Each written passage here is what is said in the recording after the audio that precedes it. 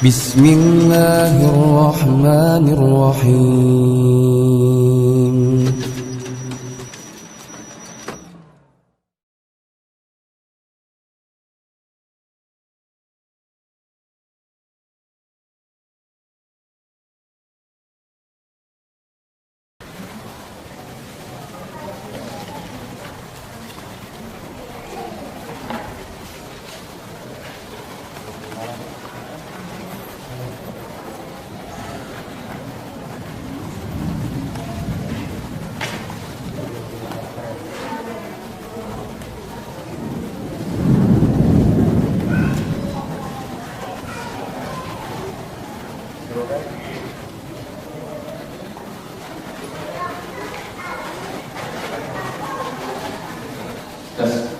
Assalamualaikum warahmatullahi wabarakatuh. Innal hamdalillah nahmaduhu wa nasta'inuhu wa nastaghfiruh wa na'udzu billahi min shururi anfusina wa sayyiati a'malina. Man yahdihillahu fala mudilla lahu wa man yudlil fala hadiya lahu. Asyhadu an la ilaha illallah wahdahu la syarika lahu وأشهد أن محمدًا عبده ورسوله. أما بعد فإن أصدق الحديث كتاب الله وخير الهدى هدى محمد صلى الله عليه وسلم وشر الأمور محدثاتها فإن كل محدثة بدعة وكل بدعة ضلالة وكل ضلالة في النار. Hadirin sekalian yang dicintai Allah, kembali kita bersyukur kepada Allah Tabaraka wa Ta'ala. Pada siang hari ini Allah Subhanahu wa Ta'ala berkenan untuk mengumpulkan kita kembali, dan tentunya ini satu nikmat di antara nikmat Allah yang kita wajib untuk mensyukurinya. Karena dengan kita mensyukuri itu, maka nikmat Allah akan bertambah kepada kita. Apapun dan bagaimanapun kondisi kita, wajib kita mensyukuri seluruh nikmat yang datang dari Allah Subhanahu wa Ta'ala. Hadirin sekalian cinta Allah, kemarin kita telah membahas hadis pertama dari kitab Bulughul Maram, ya, tentang kesucian air laut, tuhuriyatul ma'il bahr, sucinya air laut. Dan ini berdasarkan nas dari Al-Quran dan juga hadis yang kita baca kemarin, serta penjelasan para ulama kita. Ya, dan kita telah melewati hadis pertama, dan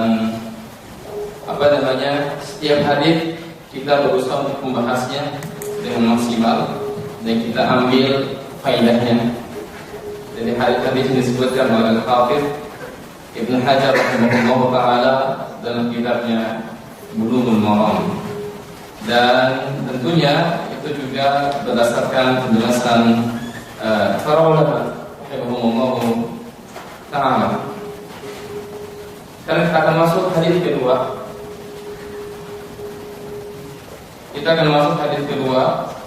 Berkenaan tentang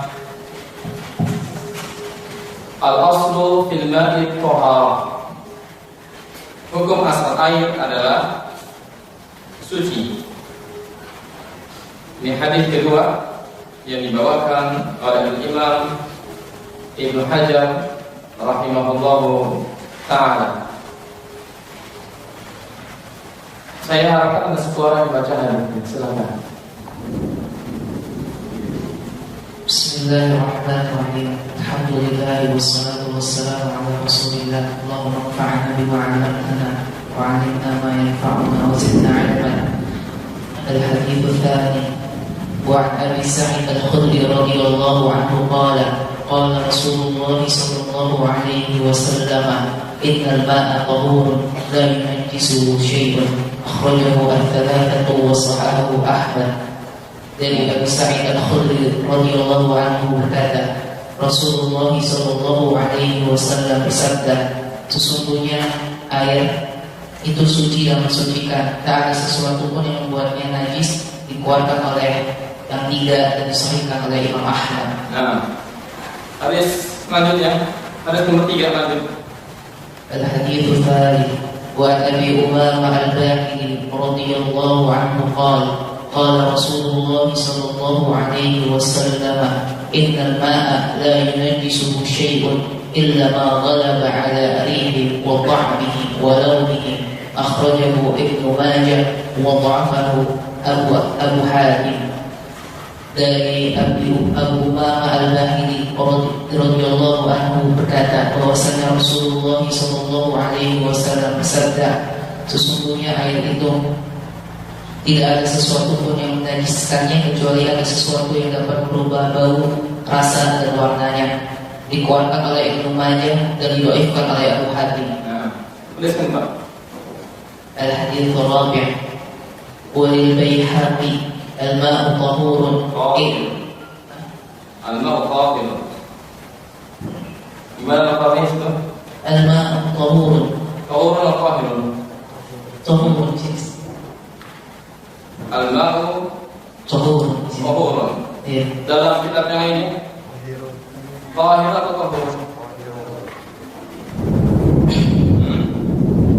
Baik.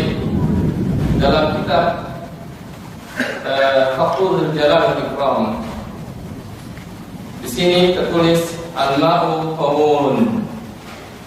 Dalam kitab Minhajul A'lam, ini syarah dari Bulughul Maram yang ditulis oleh Fadhil Syekh Profesor Dr. Abdullah Al-Fauzan, bukan Syekh Al-Fauzan ya, Syekh Abdullah Al-Fauzan hafizahullah. Wa Baihaqi, dalam riwayat Al-Baihaqi, ini dalam sebuah hadis yang diriwayatkan Al-Baihaqi dalam lafaz yang lainnya, al-ma'u tahirun. Baik, lanjutkan.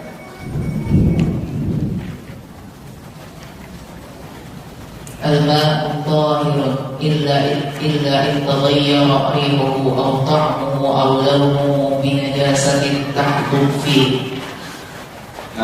Menurut Baihaqi bahwasanya air itu mensucikan kecuali jika berubah baunya, rasanya atau warnanya dengan suatu najis yang masuk di dalamnya.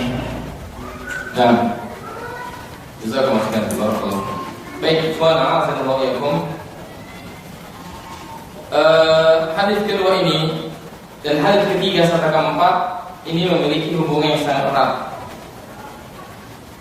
Ya, kita kembali ke awal bahwasanya pertama muallif rahimahullah taala membawakan hadis tentang sucinya air laut. Air laut itu meskipun dia berwarna berbeda terkadang warnanya, kemudian rasanya pun asin. Yang para sahabat memandang, kata para ulama, ketika air itu asin rasanya dan di situ ada bangkainya, maka mereka berpandangan hal tersebut la yasluh, tidak cocok, tidak boleh untuk digunakan bersuci.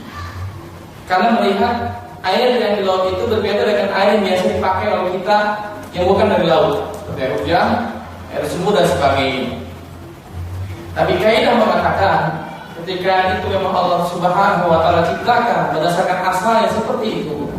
Air laut dengan rasanya ini dan warnanya ini, air hujan begini dan sebagainya, maka dia tetap dikatakan suci ya, selama tidak keluar dari sifat air.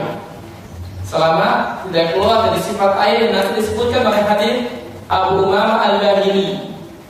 Nanti kita akan jelaskan bagaimana derajatnya. Yang kedua, ketika syariat menentukan bahwasanya ada air yang memang hukum asalnya di mana Allah menciptakan seperti itu, dari warnanya, dari rasanya, dari baunya, memang dia merupakan bakin ala aslihi, dia tetap pada kondisi aslinya di mana Allah Subhanahu wa taala menciptakan demikian itu, maka dihukumi asli sampai datang sesuatu yang berubah dari sifat aslinya. Kalau yang datang ke air tersebut sesuatu yang najis sehingga berubah dari sifat airnya, maka terhukumi hukumnya airnya najis. Kalau ternyata sesuatu yang datang kepada air tersebut hukumnya suci, benda-benda yang suci, maka air tersebut dihukumi suci, tetapi tidak bisa digunakan untuk bersuci ketika sifat air ini berubah. Ketika misalnya teh, maka disebut air apa? Air teh. Kopi, jadi air kopi, atau sebagainya. Kita meyakini teh dan kopi itu suci, bukan najis.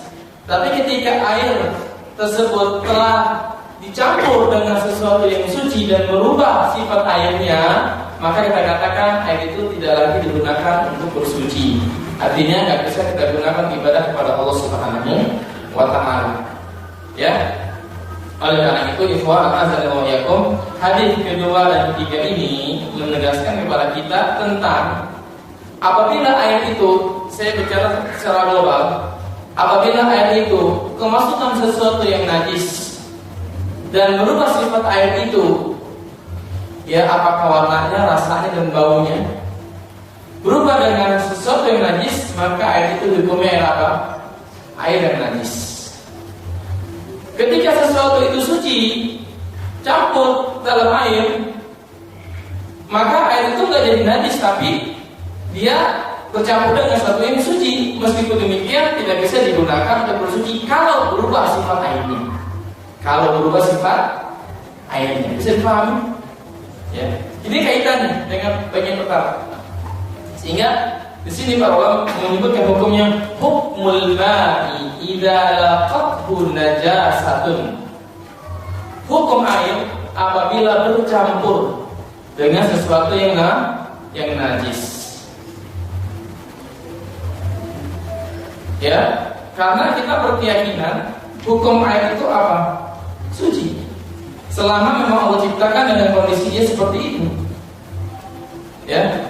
Baik, kita akan bicarakan hadis kedua ini. Hadis kedua, wa an Abi Sa'id al-Khudri radhiyallahu anhu qala. Diriwayatkan dari Abu Sa'id al-Khudri. Semoga Allah meridainya. Qala Rasulullah sallallahu alaihi wasallam, Rasulullah sallallahu alaihi wasallam bersabda, "Innal ma'a tahurun la yunajjisuhu syai'un." Sesungguhnya air adalah tahur. Apa tahur? Suci dan mensucikan.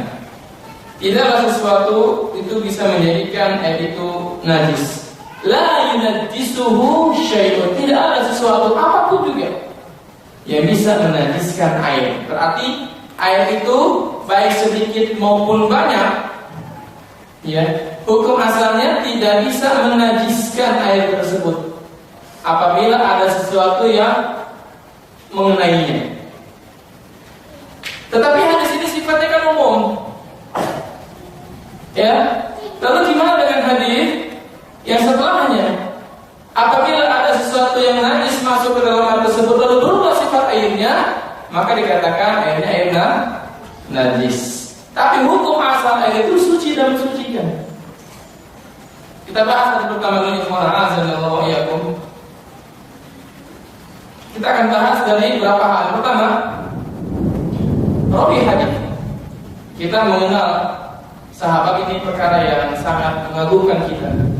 Di mana kita baca hadis Rasulullah itu tidak mungkin kita tidak mengenal sahabat. Artinya, sebagai seorang muslim, kita nggak akan mendapati hadis dari Rasulullah SAW kecuali melalui jalan para sahabat.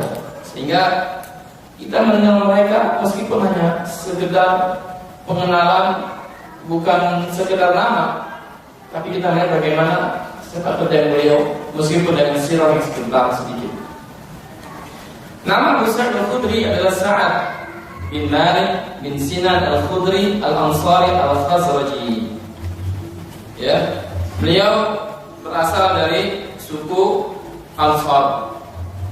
Ya, dari Khazraj.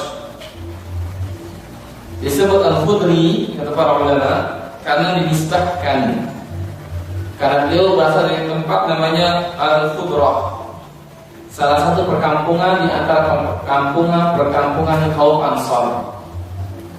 Ya, beliau termasuk para sahabat yang berusia muda, tapi menjadi pembesar para ulama. Ya, beliau berumur panjang, alhamdulillah. Ya, dan termasuk sahabat-sahabat yang banyak meriwayatkan hadis. Mukfir, sahabat yang paling banyak meriwayatkan hadis Rasulullah sallallahu alaihi wasallam. Dan beliau pernah mengikuti perang bersama Nabi sebanyak 12 kali peperangan. Dan peperangan yang pertama yang beliau ikuti bersama Nabi adalah perang Khandaq atau perang Ahzab. Disebut Khandaq karena Rasulullah bersama para sahabat menggali parit seantero kota Madinah. Asalnya dari siapa ide ini? Dari siapa? Dari Salman Al-Farisi radhiyallahu anhu. Seorang sahabat berasal dari Persia, menunjukkan Nabi itu bersahabat dengan siapa aja selama dia mukmin kepada Allah. Sahabat Nabi hanya dari Mekah dan Madinah.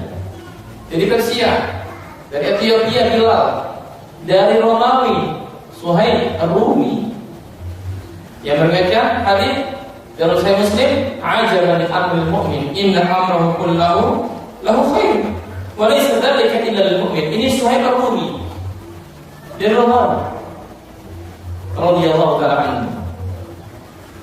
Dan Nabi berteman dengan kalangan masa dari atas sampai bawah, dari anak kecil sampai orang tua, dari pembesar sampai rakyat jelata. Itu sahabat Nabi sallallahu alaihi wasallam. Salah satunya adalah Abu Sa'id Al-Khudri radhiyallahu ta'ala anhu. Beliau termasuk sahabat yang menjadi para ulama. Dan beliau meninggal di tahun ke-74 Hijriah dan dimakamkan di Baqi'. Kalau antum pergi ke makam Baqi', ke kuburan Baqi' itu, ya kita nggak tahu yang mana kuburannya karena nggak ada namanya. Sama semuanya. Kuburannya hanya misalnya dengan sebuah batu. Ya, dan sengaja memang oleh syariat demikian untuk menghindari hal-hal yang bersifat gulu dan bisa melampaui batas serta mengarah kepada kesyirikan kepada Allah Subhanahu wa taala. Ini Abu Sa'id Al-Khudri radhiyallahu taala anhu. Kemudian hadis ini ikhwan dikeluarkan oleh Imam Abu Dawud. Faqad akhrajahu Abu Dawud fi kitab al-Taharah. Dikeluarkan oleh Abu Dawud dalam kitabnya Kitab Sunan Abu Dawud di kitab al-Taharah di nomor 66. Di bab tentang bi'rul budha'ah, tentang hukum menggunakan air dari sumur budha'ah, dari sumur yang di situ dilemparkan padanya berbagai macam bentuk najis. Ya, ini nanti ada sebab, ada asbabul wurudnya. Kenapa hadis ini sampai diucapkan oleh Nabi Sallallahu Alaihi Wasallam? Kemudian Tirmidzi dan juga oleh Imam An-Nasa'i. Ini adalah Abu Dawud, Tirmidzi dan An-Nasa'i. Kalau ashabus sunan per orang, satu lagi siapa? Ibnu Majah. Dan juga dikeluarkan oleh Ahmad. Ya, dikeluarkan oleh siapa? Oleh Ahmad. Kemudian ikhwan azza wa jalla, Nabi sallallahu alaihi wasallam mengucapkan hadis yang mulia ini karena ada seorang yang bertanya kepada Nabi alaihi salatu wassalam. Dalam riwayat Ahmad disebutkan dari jalan Ubaidillah bin Abdullah bin Rafi' bin Khadij dari Abu Sa'id radhiyallahu anhu qila li Rasulillah sallallahu alaihi wasallam. Pernah ditanyakan kepada Rasulullah, ya, beliau ditanya, "Ana tawaddau min bi'ril budha'ati ya Rasulullah?" Apakah boleh bagi kami untuk berwudu dengan menggunakan air dari sumur budha'ah? Dijelaskan oleh hadis, "Wa hiya bi'run yuqra'u fiha al-haidu wa lahmul kilab wa tanan." Wa hiya bi'run yuqra'u fiha al-hiyadu wa lahmul kilab wa tanan. Sumur itu ya Rasulullah, sumur yang dilemparkan padanya, bahasa kitanya pembalut haid, sebangsa softtek. Ya. Kemudian daging anjing, anjing mati, dan juga berbagai macam sampah dan kotoran. Maka Nabi Sallallahu Alaihi Wasallam itu ketika ditanya tentang itu, Nabi sudah tahu sumur budu'a itu kondisinya seperti itu. Di situ terkadang ada pembalut wanita, bekas-bekas haid, jelas ini najis. Kemudian bangkai anjing najis, bangkainya najis, ya. Dan sebagian ulama mengatakan anjing dari ujung kepala sampai ujung buntutnya semuanya najis.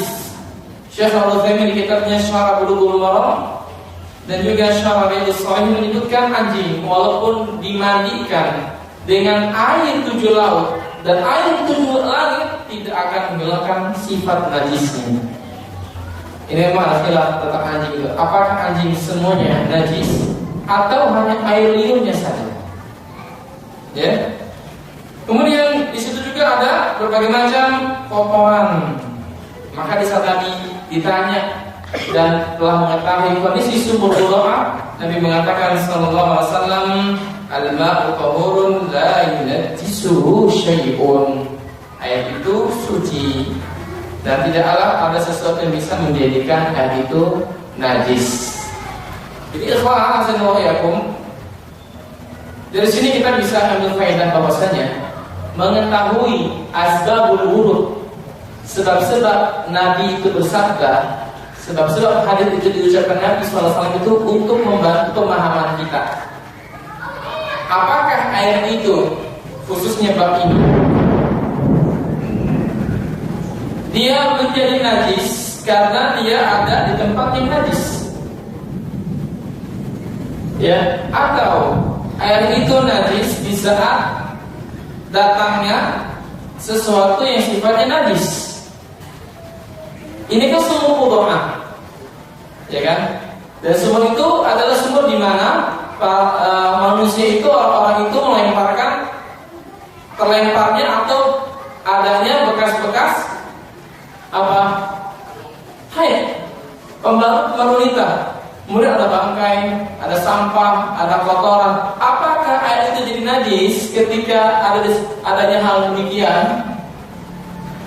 Atau datangnya hal seperti itu yang najis tersebut, apakah bisa merubah status air yang tadinya suci menjadi najis?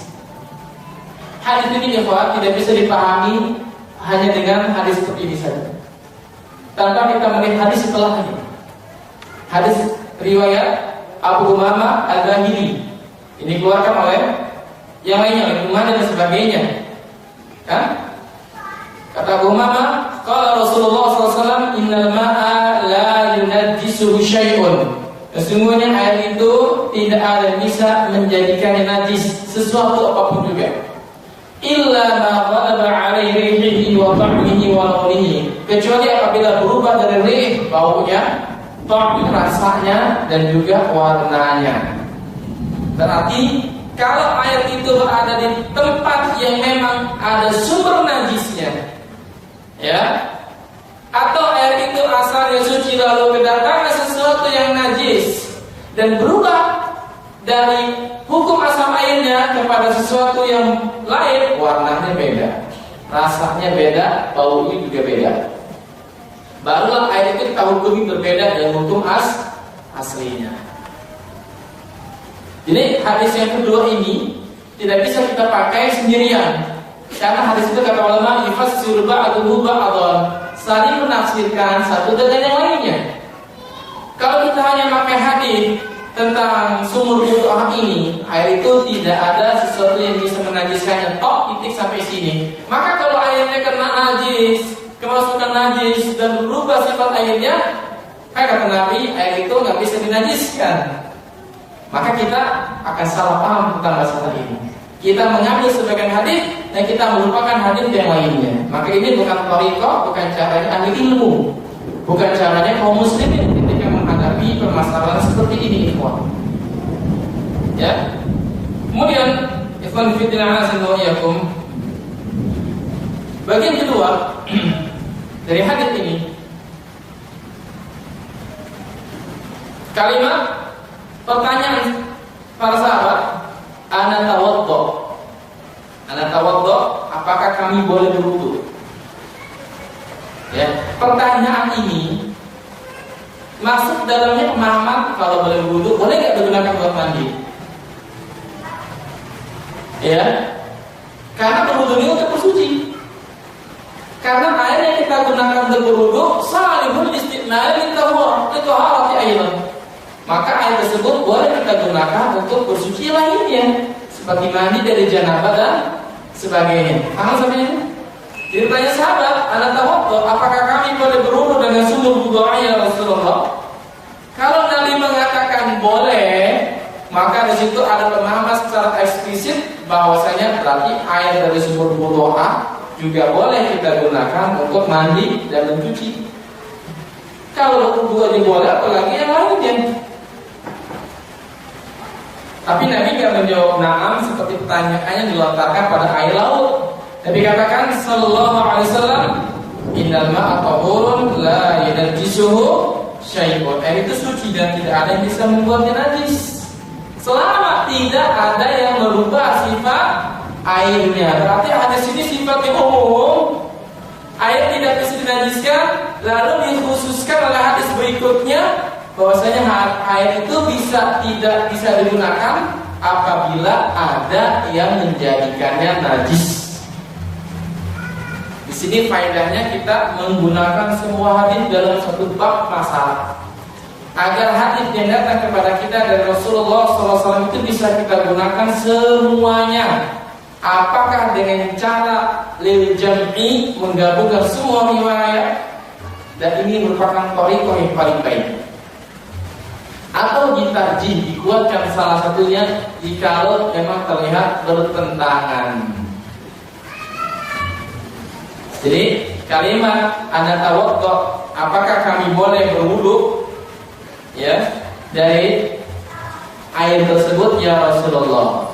Berarti dari sini jamaah cinta Allah Subhanahu wa taala, kita harus bertanya kepada ahli ilmu tentang setiap permasalahan istimewanya berkaitan dengan masalah ibadah kita kepada Allah, agar jangan sampai kita salah atau tersalah, atau kita asal-asalan ketika ibadah kepada Allah.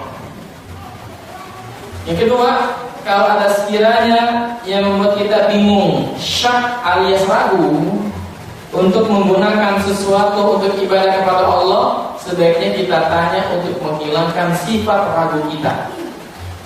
Sahabat kan bertanya, ana tawaddu ya Rasulullah, apakah kita boleh berwudu dari sumur wudu ya Rasulullah? Kan kita ragu tuh. Kenapa? Karena sumur itu begini, begini, dan begitu. Apakah boleh? Karena ragu kita. Sementara air itu harus dikatakan suci. Nah sekarang gimana? Kalau air tersebut ada sesuatu yang memasukkannya ke dalam hal yang najis, atau kedatangan najis, atau air itu ada di tempat yang najis, ini kan ragu.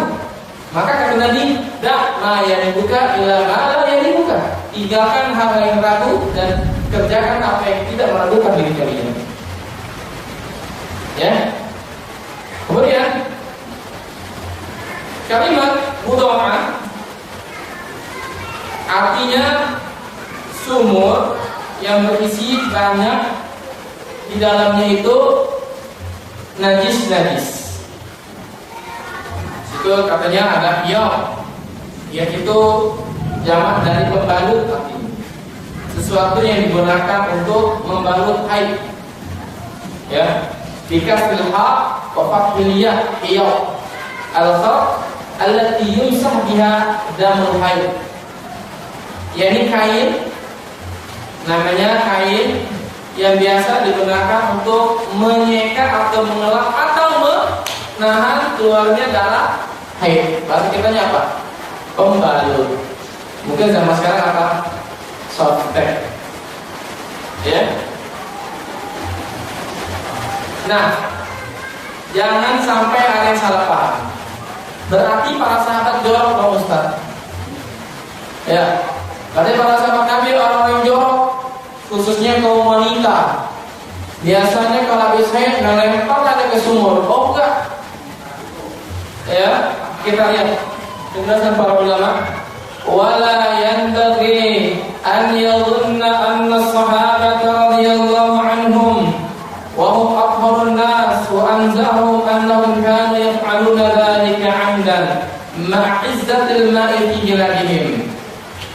Ya, jangan ada yang mengira, jangan ada yang menyangka dengan persangkaan yang batil bahwasanya para sahabat Nabi, padahal mereka adalah orang-orang yang paling bersih, paling suci, baik zahirnya dan juga batinnya, mereka berani melakukan demikian, sengaja melemparkan bekas haid, khususnya para wanita di saat mereka haid, selesai dari haid, mereka lemparkan pembalut mereka ke dalam sumur budoha, atau di saat mereka menemukan bangkai, mereka masukkan ke dalam sumur, atau mereka biasa membuang sampah dan kotoran serta najis ke dalam sumur tersebut. Jangan ada yang menyangka demikian. Ya, kenapa? Kok bisa ada sumur budoha? Dan kenapa adanya pembalut wanita di sumur tersebut? Sehingga timbul pertanyaan para sahabat tentang hukum airnya. Kami bertanya tuh, kalau itu sumur budoha ini, kenapa bisa ada pembalut wanita, daging anjing dan najis lainnya? Apakah para sahabat sengaja buang di situ? Emangnya kita ada nganggur buang sampah gitu? Ya kan, dikali-kali banyak sotek, banyak pampers, ya kan, banyak sampah-sampah rumah tangga. Ingat para sahabat tidak demikian, walaupun kondisi mereka di padang pasir dan sulit sekali mendapatkan air, kecuali tempat-tempat tertentu di mana mereka bisa mendapatkan air. Ya, kata Syekh, wa hum atharun nas wa anzahum annahum kanu yaf'aluna dzalika 'amdan. Mereka yang paling bersih, mereka yang paling suci. Ya, tapi kenapa kok bisa adanya kotoran wanita di situ, adanya pembalut wanita, adanya bangkai anjing di situ, adanya najis dan kotoran lainnya? Di sini dijelaskan oleh Imam Al-Khattabi rahimahullah taala dalam kitabnya Ma'alimul Sunan. Imam Al-Khattabi mengatakan, ini pada beliau, wa inna ma kana dzalika li anna hadhihi al-bi'r kanat fil ardil munkhafidhah. Kenapa? Karena sumur ini dia berada di tanah yang sangat landai. Apa namanya? Tanahnya sangat datar ya. Ya. Tanahnya itu landai itu ya, sehingga bisa menampung air. Ya. Kemudian kata beliau, wa kanat as-suyul ta'milu aqdara min at-turqi wa talqiha fiha. Dan ketika ada hujan, air itu membawa. Kayak kita aja. Kita misalnya nggak buang sampah di comberan, di got ya. Tapi ketika ada hujan sampai banjir misalnya, kan dia membawa sampah, membawa kotoran, berbagai macam kotoran, sehingga air tersebut bermuara di mana? Di sumur tersebut. Di situ ada pembalut, di situ ada bangkai, di situ ada sampah, di situ ada kotoran. Kayak kita aja. Ya. Dan itu bukan hal yang disengaja. Apalagi, atau kata para ulama, angin bertiup kencang lalu menerbangkan sampah-sampah tersebut, namanya kain. Ya, dan itu bisa terhempas oleh angin. Ditambah lagi ada hujan, dan Madinah pernah kebanjiran.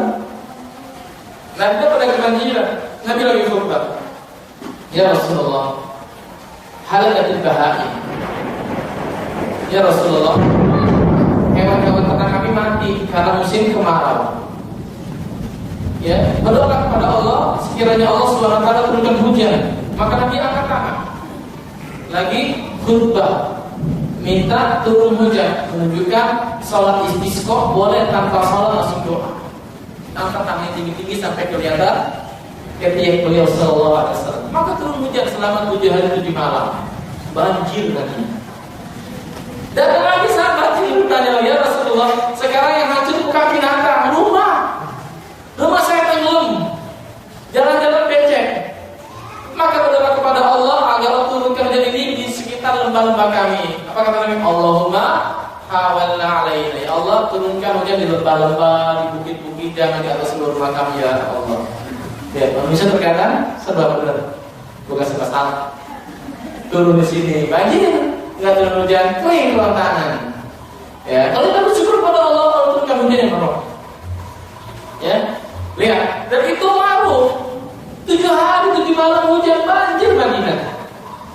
Kalau negeri kita banjir juga kan bukan hanya sampah, ya kan, berbagai macam hal bisa terbawa. Jadi jangan salah paham. Ketika sumur Buddha ini kok di situ ada bekas haid wanita, pembalutnya, kotorannya, kemudian najisnya, kemudian daging anjing di situ, bangkai dan sebagainya. Itu kan kalau sahabat Nabi jawab berarti dia sahabat Nabi itu yang paling bersih. Bagaimana tidak? Nabi dan Rasul yang mulia Sallallahu Alaihi Wasallam orang yang paling bersih, orang yang paling bersih lahir dan batinnya. Ya. Karena Allah Jalla wa'ala menurunkan agama ini untuk membersihkan hati dan zahir mereka. Apa kata Allah dalam surah Al-Mudaththir? Ya ayyuha muddaththir qum fa'anzir wa rabbaka fakabbir wa thiyabaka fatahhir. Ia menjadi syahid. Fathiyabaka fatahhir, dan bersihkanlah pakaianmu. Ulama memahami dua. Pertama, pakaian secara lahiriah, bersihkan pakaian dari najis. Karena orang musyrik itu tidak mensucikan diri mereka dari najis. Yang kedua, bersihkan hatimu dari najis, dari syirik, maksiat, dan najisnya berhala-berhala yang disembah selain Allah. Di sahabat, orang yang paling bersih. Ini dikatakan para ulama. Jadi jangan sampai kita memahami bahwasanya para sahabat Nabi itu orang yang jorok, kotor dan sebagainya. Ini pemahaman yang keliru. Ya. Dan ingat ikhwan, alhamdulillah, sumur Buddha ini dia sumur yang berada di daratan yang sangat landai. Jadi mau nggak mau air itu kan dari tempat yang tinggi menuju tempat yang rendah. Dan sumur itu sumur terkenal. Dan banyak manusia, para sahabat khususnya mengambil air dari situ. Saking terkenal dan airnya banyak, tiba-tiba kalau ada air datang ke situ, hujan khususnya, situ suka ada pembalut wanita dan ada ini. Apakah air tersebut masih boleh kami gunakan ya Rasulullah? Ini pelajaran buat kita. Kalau sekiranya kita biasa menggunakan air, lalu tiba-tiba ada sesuatu yang membuat air tersebut ternajiskan, misalnya terkontaminasi, apakah masih bisa kita gunakan untuk bersuci? Ini perlu dilihat. Apakah berubah atau tidak kondisi air ini? Ya.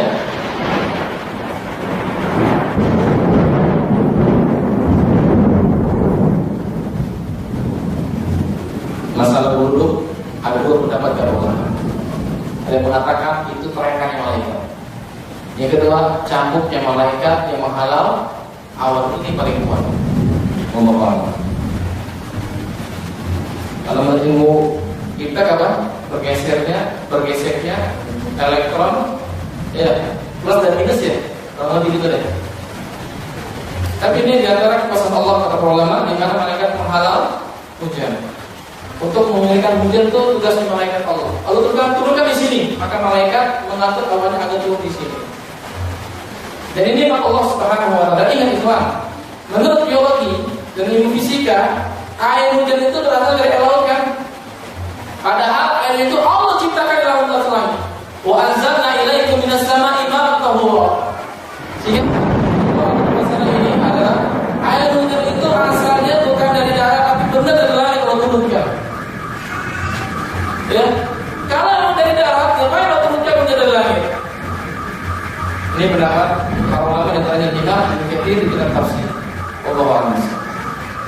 Nah, kemudian mana asal yakum? Hadis ini, mana hadis ini ikhwan? Menunjukkan kepada kita tentang satu kaidah yang sifatnya umum. Ya, kaidah sifatnya umum bahwasanya semua jenis air, ya, annal ma la yunajjisu biwuqu'i syai'in fi sawa'un kana qalilan am kathiran law taghayyarat awsafuhu yubqi 'ala umumihi. Nah, ini kalian kaidah ikon. Hadis ini menjelaskan kepada kita bahwasanya hukum asal air itu tidak bisa ternajiskan. Tidak bisa ternajiskan dengan datangnya sesuatu kepada air tersebut sedikit maupun banyak.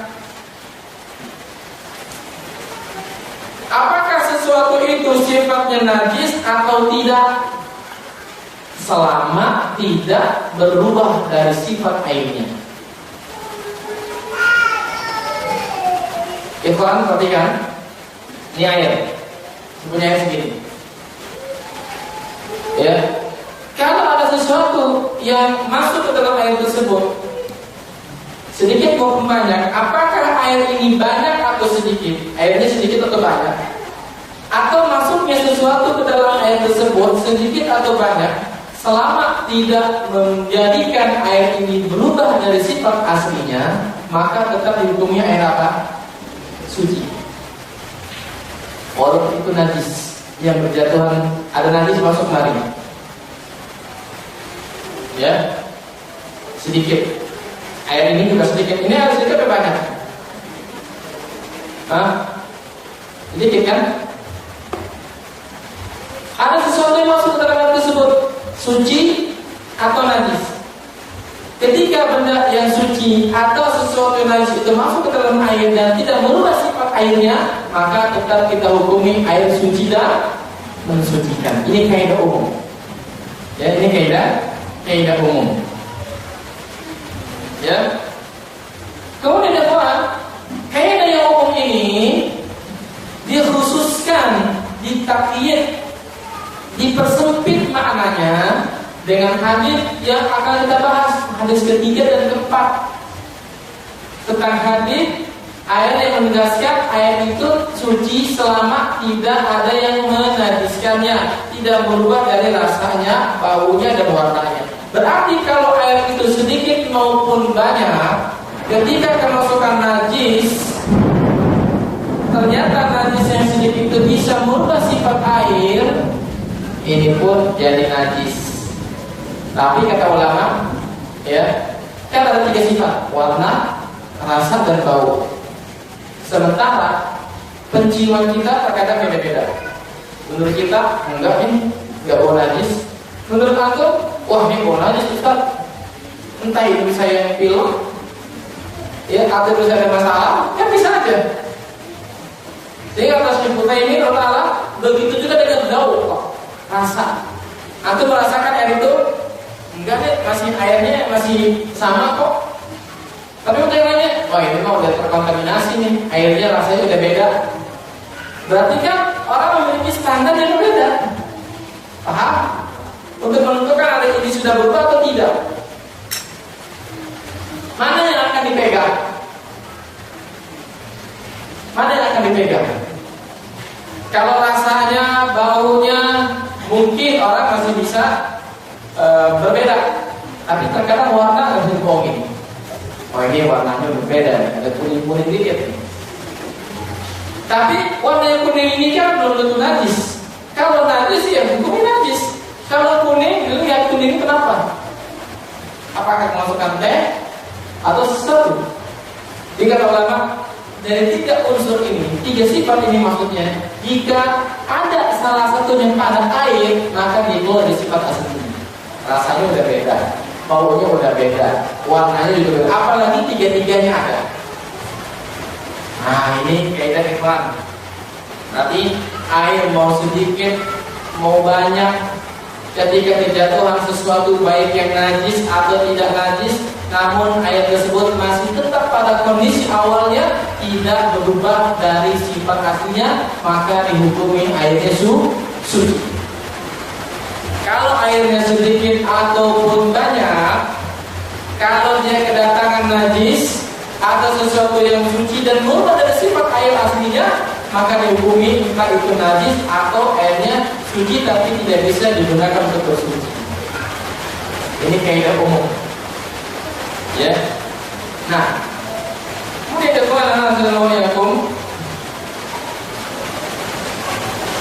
Hadis selanjutnya, hadis. Apa kita ambil faedah dari ilmu ini? Hadis sahih, ya. Kita ambil faedahnya.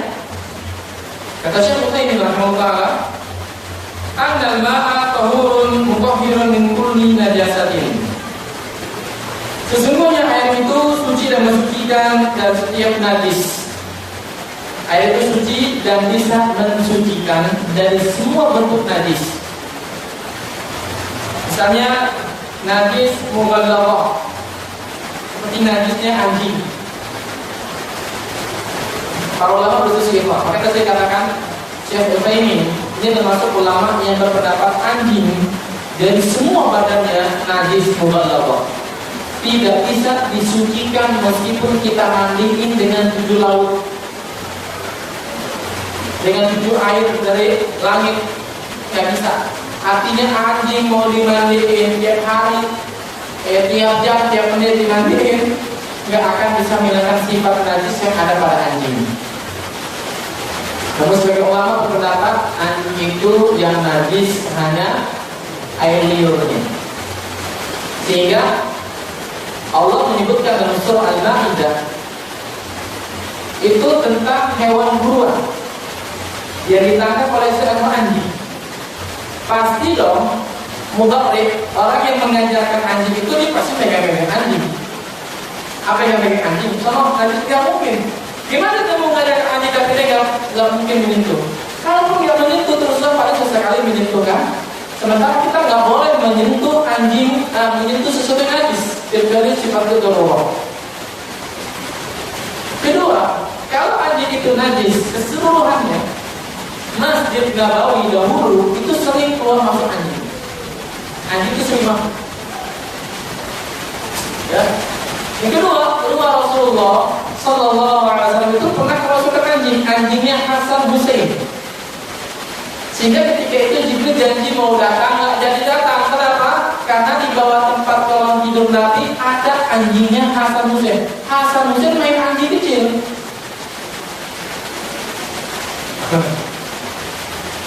Menerusin Nabi nunggu depan pintu.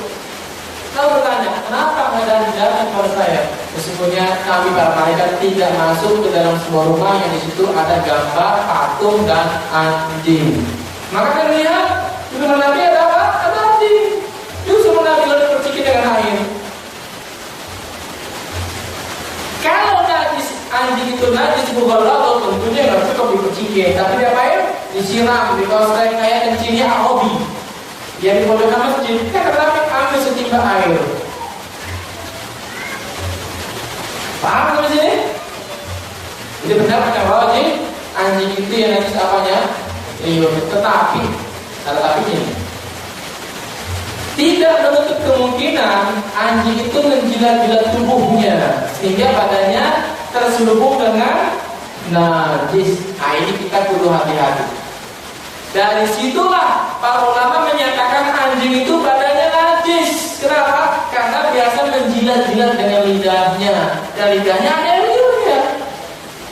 Yang itu gak bisa disucikan dengan mandi biasa tanpa ditambahkan dengan tanah.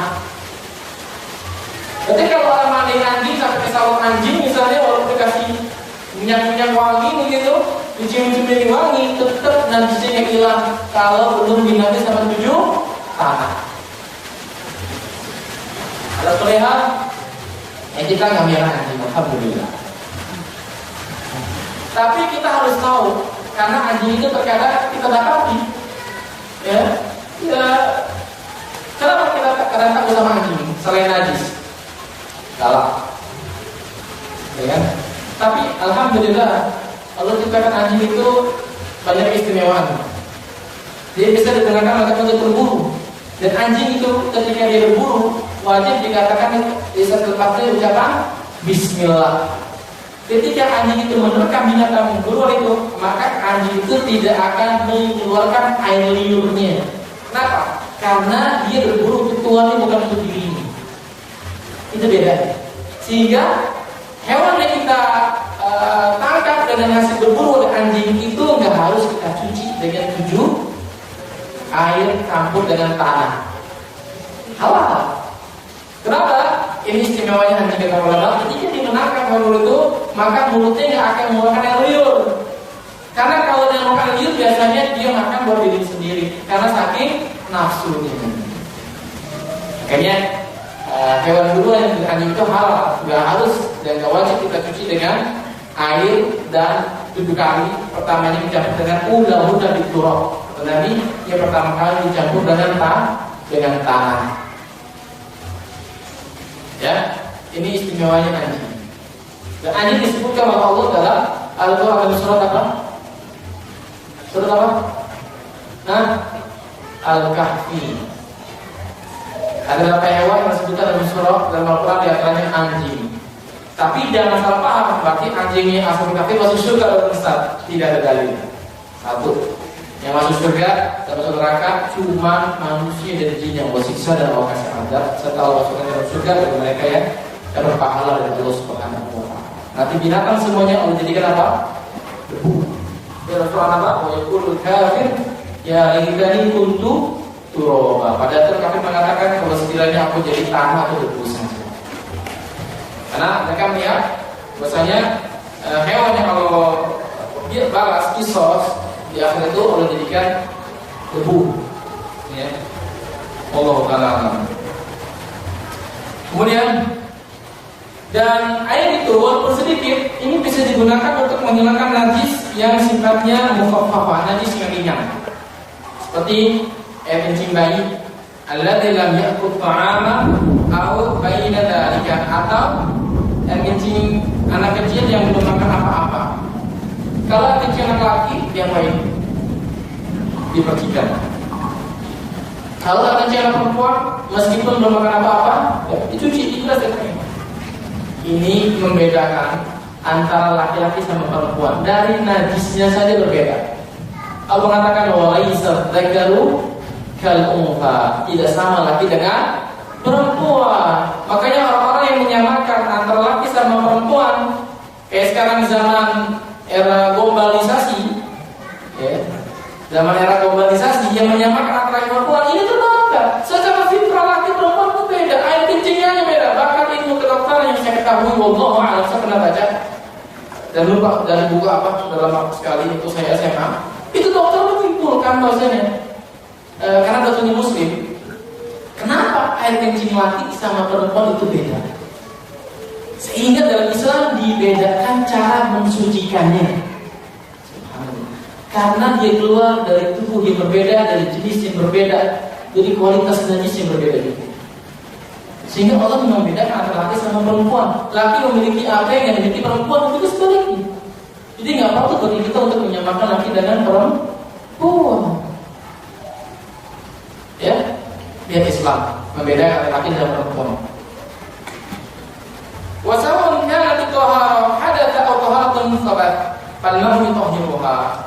Baik kita menggunakan air itu untuk bersuci dari hadat atau dari khabah, dari najis. Air sedikit ini bisa kita gunakan untuk bersuci dari hadat dan juga dari najis. Kemudian faedah kedua kata Syekh Utsaimin rahimahullah, annal asla fil ma'i taharah. Hukum asal air adalah suci dan mensucikan. Liqaulihi sallallahu alaihi wasallam innal ma'a tahurun, berdasarkan sabda Nabi sesungguhnya air itu suci dan mensucikan. Wa ala hadza fa idza syakakna fi ma'in hal huwa tahurun aw najisun fa huwa tahurun. Kalau kita ragu tentang satu air dia suci atau najis, maka kita kembalikan ke hukum asal. Air itu suci. Kalau kita ragu nih, air suci atau najis, maka kita kembalikan ke hukum asal. Hukum asalnya apa air itu? Suci. Sampai datang hal yang meyakinkan kalau air tersebut sudah berubah dari suci kepada air yang najis. Ya, nggak boleh kita ragu-ragu. Ya, al-yaqinu la yazulu bisyak, kata ahli usul. Keyakinan tidak boleh dikalahkan dengan sifat ragu-ragu. Dan ini kaidah hukum jamaah. Ini kaidah manfaat buat kita. Contoh, jamaah dari rumah sudah mau salat berangkat, udah mandi, udah berwudu, udah suci lah, udah bersih. Kemudian sampai masjid ada ragu. Tadi saya kentut kayak di jalan, gitu. Ya, maka keraguan ini dia bisa mengalahkan hal yang wajib. Tadi saudara sudah mandi di rumah, tentunya dalam kondisi sudah suci. Maka keraguan ini dia bisa mengalahkan hal yang yakin. Hal yang yakin sampai datang dalil, ya, datang keyakinan bahwasanya kita sudah batal. Ya, paham? Ini kayaknya sama seperti kita. Sampai datang bukti yang kuat kalau kita tuh masih suci, terkena najis, atau dalam kondisi kita sudah tidak suci lagi. Tapi jangan salah paham dalam masalah hutang piutang. Hukum asal manusia itu nggak punya hutang, ya. Sampai datang dalil mengatakan kita punya hutang. Kalau ada orang mengatakan, bayar hutang Anda, saya nggak punya hutang. Tapi teman Anda punya bukti, Anda punya hutang. Nah, ini keraguan apa keyakinan? Keyakinan. Oh iya, belum bayar kita. Maka antum dihukumnya punya hutang. Dia pakai kaidah yang yakin itu nggak bisa dikalahkan dengan keraguan. Anda tahu sama antum nih? Enggak. Ini hutang, beda lagi. Atau begini, kita bayar hutang sama orang. Tanggal sekian, kita bilang, Anda ada hutang ya? Sama antum. Oh iya. Kata orang antum, oh belum. Mana buktinya? Pokoknya udah bayar. Oh nggak bisa. Antum punya hutang sama anak. Dan antum nggak bisa mengatakan udah bayar tanpa ada bukti. Mana bukti pembayarannya? Anda tahu sama antum nih. Justru Anda melakukan antum udah bayar. Jadi kaidah ini nggak bisa dipakai dalam setiap keadaan, ya, kecuali dengan keyakinan.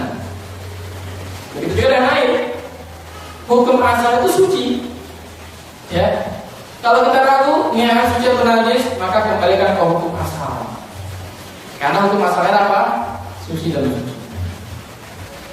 Kemudian yang ketiga kata Syekh Utsaimin rahimahullah, annal ma'a idza taghayyara bi tahirin fa huwa tahur. Sesungguhnya air apabila dia bercampur atau berubah dengan sesuatu yang suci, maka dia tetap dihukumi suci.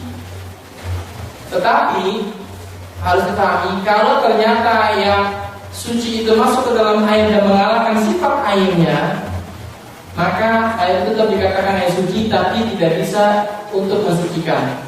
Ya, tadi ya, air teh, air kopi, air bunga, udah berubah baunya, rasanya udah air bunga, namanya juga ganti, air bunga, air kopi, air susu, air teh, bukan air lagi, bukan air bukak lagi. Tetapi kalau dia kemasukan sesuatu yang suci, airnya nggak najis. Kalau kita kena dengan air suci itu, maka nggak perlu kita cuci. Ini maksudnya. Yang keempat,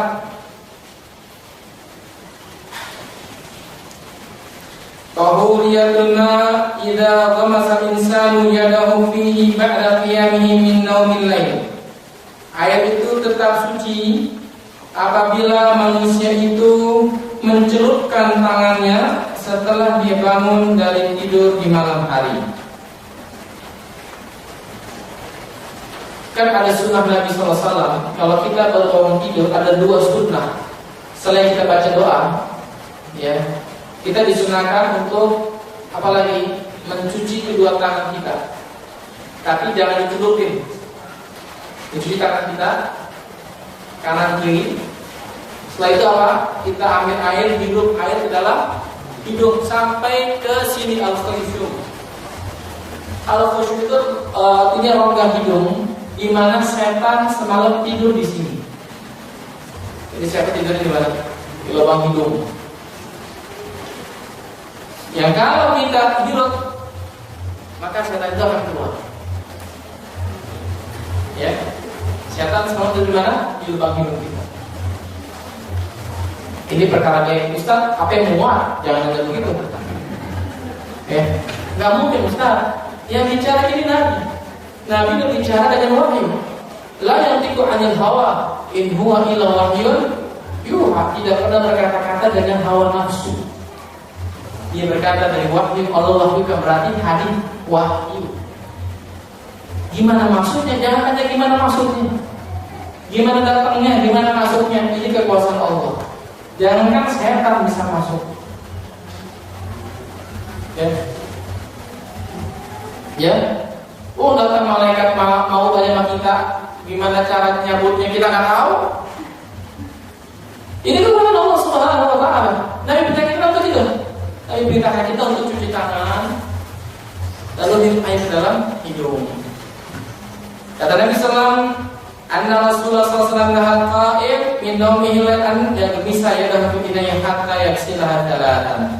Kata Syekh, Rasulullah SAW melarang bagi orang yang baru bangun tidur waktu malam untuk mencelupkan kedua tangannya ke dalam sebuah bejana sampai dia mencucinya 3 kali.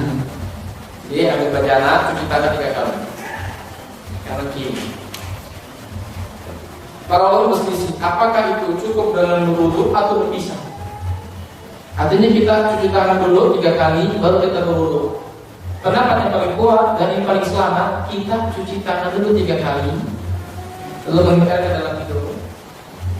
Setelah itu kita berwudu, lalu kita sholat malam. Ya. Namun apabila kalau kita baru bangun tidur, lalu kita mencelupkan tangan kita ke dalam sebuah bejana, kata Nabi, karena dia nggak tahu semalam tangannya tidur di mana. Apakah kalau kita bangun dari malam lalu kita mencelupkan tangan kita ke dalam sebuah bejana, gayung, ember atau bak mandi atau kolam mandi kita, airnya jadi najis? Tidak jadi najis sampai benar-benar itu tahu ada najisnya. Innal ma'a yajislah wa innama nahy an gumsi faqat. Nabi hanya melarang kita untuk mencelupkan saja. Ya, karena itu ditanzih, untuk kebersihan. Karena kadang-kadang kita kotor. Ya. Kemudian ikhwan, jawazu takhsis sunnah bil ijma'. Bolehnya mengkhususkan sunnah dengan ijma'. Maksudnya begini. Ini hadis sifatnya umum. Artinya air itu suci dan mensucikan. Tetapi hadis ini ditaksis, yang tadinya umum maknanya dipersempit. Dan itu bukan dengan Al-Quran, bukan dengan hadis, tapi dengan ijma' para ulama. Karena hadis nomor 3 ini hadis Abu Umamah Al-Bahili yang diriwayatkan oleh Ibnu Majah, dan hadis ini dinyatakan dhaif oleh Al-Imam Abu Hatim Ar-Razi rahimahullah. Dan juga Al-Imam Al-Baihaqi meriwayatkan dengan lafaz yang berbeda. Ternyata ulama bersepakat hadis ini lemah, dhaif. Tetapi maknanya ulama setuju dan mereka menguatkan dengan ijma'. Berarti hadis ini digunakan bukan karena kesohihannya, tapi di sana ada ijma' ulama yang mengatakan air itu tidak boleh digunakan untuk bersuci selama berubah dari sifat airnya, apakah kemasukan yang najis atau yang suci dan berubah sifat airnya. Maka hadis Nabi ini hadis nomor 2, hadis tentang sucinya air itu Abu Sa'id Al-Khudri dikhususkan dengan ijma' para ulama, bukan dengan hadis Abu Umamah ini. Ini boleh. Ya. Dan ini terkenal di kalangan ahli usul. Walaupun memang ada sebagian ulama mengatakan tidak boleh, tapi pendapat yang kuat boleh. Nyatanya hadis yang ini. Kita lihat. Syekh mengatakan rahimahullah, wa qawluhu la yunajjisu syai'un. Sabda Nabi, tidak bisa dinajiskan oleh sesuatu. Ini air tidak bisa dinajiskan oleh sesuatu. Makhsusun bil ijma'i ala anna al-ma'a idza taghayyara bin najasati fa innahu yakun najasan. Hadis ini dikhususkan, disempitkan maknanya oleh ijma' para ulama yang mengatakan bahwa sesungguhnya air itu apabila berubah dengan sesuatu yang najis, maka dihukumi air itu air najis.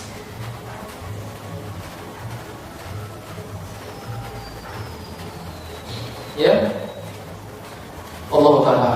Ini faedah yang bisa kita ambil dari hadis nomor kedua. Hadis ketiga, hadis Abu Umamah Al-Bahili radhiyallahu taala anhu. Dia bersabda, qala Rasulullah sallallahu alaihi wasallam, innal ma'a la yanjisuhu syai'un illa ma ghalaba 'alaihi rihi wa ta'mihi wa lawnihi. Akhrajahu Ibnu Majah wa da'afahu Abu Hatim.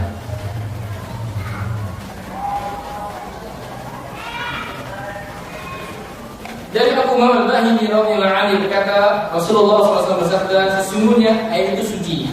Tidak ada sesuatu pun yang bisa menajiskannya kecuali apabila telah berubah baunya atau rasanya atau warnanya.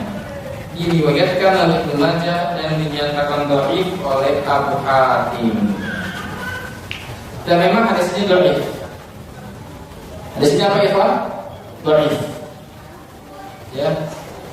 Kemudian hadis ini dikeluarkan oleh Imam Ibnu Majah, Ad-Darqutni, At-Tabrani dalam kitabnya Mu'jamul Kabir, dan Al-Baihaqi dari jalan Rishdin bin Sa'ad. Di sini disebutkan oleh pentafsir kitab ini, ya. Wal haditsu isnaduhu dha'if. Itafarrudi Rishdin bin Sa'ad ahadu ruwatihi bi raf'ihi wa huwa dha'if. Hadits ini isnadnya, sanadnya dhaif karena menyendirinya Rishdin bin Sa'ad. Di sini terkait ikhwan, dalam ilmu hadis, kalau ada seorang rawi yang dhaif, hafalannya lemah atau yang lainnya, dia bersendirian dalam meriwayatkan hadis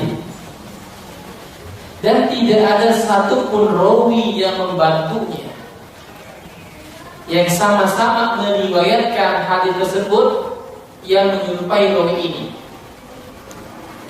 Tidak ada mutabaatnya, tidak ada yang mengiringi dia. Tidak ada saja rawi ini A, dia rawi dhaif, meriwayatkan hadis tentang ini. Ternyata rawi yang lain misalnya B, ini rawi thiqah, terpercaya, kredibel bahasa kita ini. Ya, dia meriwayatkan hadis yang serupa dengan hadis A ini, maka hadis yang A ini bisa terangkat derajatnya menjadi hasan di ghairihi, hasan, karena ada yang mengiringinya, ada pembantu. Dia ada mutaba'ah, ada yang mengiringinya. Walaupun dia dhaif, dengan syarat dhaifnya ringan. Gimana dhaifnya ringan Ustaz? Ini pembahasannya pelan-pelan. Disebut dhaif rawi itu gimana? Ringannya di mana? Gimana kalau rawi itu ternyata rawi-rawi yang bermadhab bukan madhab Ahlus Sunnah, rawinya misalnya Khawarij, Syiah, apakah boleh diterima rawi dari selain Ahlus Sunnah? Ini adalah bahasan terpenting dalam masalah ilmu hadis atau ilmu masalah. Intinya, kalau rawi itu dhaif dan tidak ada yang mengiringi dia, tidak ada yang turut meriwayatkan hadis semisal hadis dia, maka hadis ini dinilai dhaif oleh para ulama. Ya, kata Syekh, litafarrudi Rishdin bin Sa'ad ahadul ruwatihi, karena menyendirinya Rishdin bin Sa'ad seorang rawi dalam hadis ini. Ya, berkata Abu Hatim rahimahullah, Rishdin laisa biqawi was sahihu mursal. Rishdin bukan rawi yang kuat dalam menyampaikan hadis, dan yang benar hadis ini adalah mursal. Mursal itu artinya seseorang rawi tabi'in meriwayatkan hadis langsung ke Nabi tanpa ada jalan sahabat. Mungkin kan? Ya mungkin. Karena seorang tabi'in dia tidak menerima hadis dari Nabi SAW. Dia tidak pernah bertemu dengan Nabi SAW. Gak mungkin seseorang yang tidak pernah bertemu akan meriwayatkan satu perkataan. Mungkin kan? Gak mungkin. Ya. Karena itu sepakat para ulama hadis ini lemah, dan Imam An-Nawawi di kitabnya Majmu' Syarh Al-Muhadzab mengatakan sepakat para ulama hadis menghukumi hadis ini dhaif. Dan rawi ini Rishdin ini dhaif oleh para ulama, di antaranya Imam Ahmad dan Abu Zur'ah. Begini para ulama yang masya Allah. Ahmad mengatakan dhaif, Abu Zur'ah juga mengatakan dhaif. Abu Zur'ah Ar-Razi, Abu Hamid. Ya. Kemudian Imam Abu Hatim mengatakan munkar hadis. Hadisnya munkar. hadis ini ingkari. Kalau Nasai mengatakan matrukul hadis, hadisnya ditinggalkan. Ya, intinya ikhwan semuanya hadis ini dhaif. Bahkan Imam Syafi'i juga mengatakan la yaqut ahlul hadis mithlahu. Hadis ini tidak sahih. Imam Syafi'i mengatakan demikian rahimahullah, seperti dinukil oleh Imam dalam kitab Ikhtilaful Hadis. Dan Imam Nawawi mengatakan ittafaqal muhadditsun ala tad'ifihi. Para ulama sepakat hadis ini dhaif, berarti hadis ini lemah, tidak bisa kita gunakan sebagai standar dalam ibadah kepada Allah. Tetapi para ulama ijma' hadis ini maknanya sahih, bukan derajatnya. Ketika air itu berubah dari warnanya, rasa dan baunya, apalagi berubah dengan sesuatu yang najis, maka air itu menjadi air najis. Dasarnya bukan hadis ini jamaah, tapi ijma' para ulama. Ya, ini hadis kedua. Dari sini kita bisa ambil faedah yang besar, ikhwan, tentang syariat kita yang mulia. Bahwasanya anna adillata min al-kitab wa sunnah yuhmal ba'daha 'ala ba'd. Sesungguhnya dalil-dalil syariat dari Alkitab dan Sunnah itu bisa dikuatkan, bisa dibawa, bisa dikhususkan dan ditafsir dengan dalil yang lainnya. Jadi kita nggak boleh seperti orang Yahudi, ngambil sebagian ayat, ngambil sebagian hadis, tolak sebagian. Jangan. Kita gunakan semuanya. Kenapa? Kata Syekh, li'annaha kharajat min mishkatin wahidah. Karena Al-Quran dan hadis itu datangnya dari sumber yang satu, Allah Subhanahu wa ta'ala. Gak mungkin Al-Quran dan Sunnah bertentangan. Gak mungkin Al-Quran dengan Al-Quran bertentangan. Gak mungkin Al-Quran sama Sunnah bertentangan. Gak mungkin Sunnah sama Sunnah bertentangan.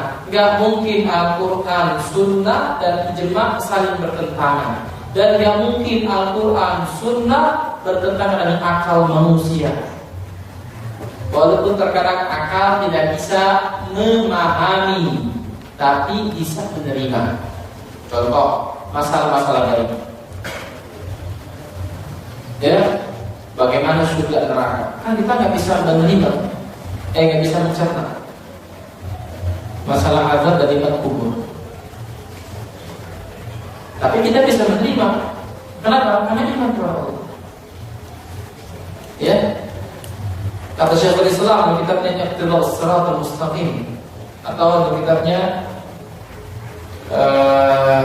tentang masalah filsafat, dia mengatakan akal yang sahih, akal yang sahih, yang tegas, yang memiliki ketegasan, bukan akal orang yang gila, bukan akal-akal orang yang suka mempermainkan akal, bukan akal-akal yang muttalib, yang goncang, terkena berbagai macam syubhat.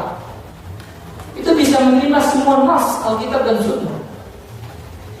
Bisa menerima walaupun akal tidak bisa mencerna. Istimewa masalah-masalah yang sifatnya gaib. Kayak Nabi Isra Mi'raj. Kan menurut akal kan nggak bisa diterima, nggak bisa dicerna. Ya kan? Bagaimana mungkin seorang Muhammad di zaman teknologi seperti itu, yang nggak kayak sekarang, teknologi yang masih, masya Allah, masih ya tradisional. Orang juga pergi kemana-mana dengan mengendarai seekor kuda atau unta, menemui bisa ke atas langit. Akal berbicara kayak gitu, dia nggak bisa mencernanya, tapi dia bisa menerima karena datang dari menciptakan apa? Yaitu Allah Subhanahu wa ta'ala. Sehingga kita beragama kepada Allah bukan dengan akal, tapi dengan apa? Dengan wahyu, Alkitab dan Sunnah. Kalau semua kita sepakat agama itu dengan wahyu, maka kita nggak akan ada perselisihan. Ternyata kita nggak sepakat, ya. Sehingga sebagian orang Mu'tazilah khususnya, mereka menolak berbagai macam ayat dan hadis yang tidak masuk akal. Sehingga ada beberapa ayat-ayat yang ditakwil, khususnya ayat-ayat tentang sifat, tentang nama Allah, tentang perkara gaib, tentang siksa kubur, tentang azab kubur, tentang surga dan neraka hari ini sudah ada atau belum? Surga neraka udah ada belum? Tahu. Tahu juga. Kan di Al-Quran ada. Ya. Uiddat lil muttaqin. Surga telah kami ciptakan dan telah kami sediakan bagi orang-orang yang bertakwa kepada Allah. Kalau sudah disediakan, udah ada belum? Udah. Ustaz, kajiannya akan dimulai dan tempat sudah saya sediakan. Udah ada belum tempatnya? Apalagi dibangun masjidnya.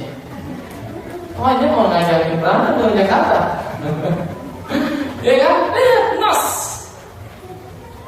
Karena kalau Allah menciptakan surga neraka itu, Ustaz, kalau udah ada sia-sia dong. Kan gak ada penghuninya. Ciptaan Allah gak ada yang sia-sia. Kalau Allah menciptakan sesuatu sia-sia, ngapain Allah ciptain? Makanya hilang hikmah Allah. Lihat, ada kalanya nas Alkitab dan Sunnah datang kepada kita yang akal kita tidak bisa mencerna, tapi bisa menerima. Kenapa? Karena akal tunduk kepada wahyu. Ini akal yang sahih, kata Imam Ibnu Hajar, Imam Ibnu Taimiyah rahimahullah ta'ala. Kenapa? Karena nas Alkitab dan Sunnah itu datang dari mishkatin wahidah, datang dari sumber yang satu, ini Allah dan Rasulullah sallallahu alaihi wasallam. Gak mungkin Nabi akan menyampaikan sesuatu yang berbeda dari Allah. Gak mungkin. Gak mungkin. Ya. Ya.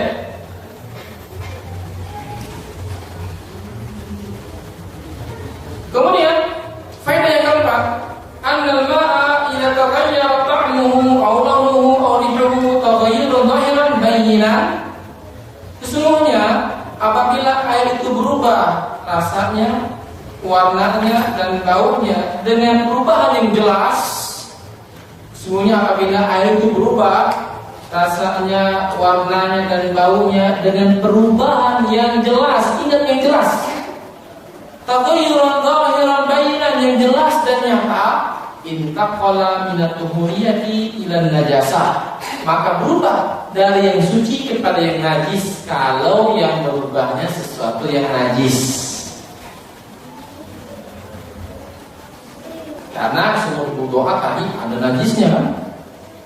Kalau sesuatu itu suci, maka airnya tetap suci, tapi tidak bisa digunakan untuk bersuci.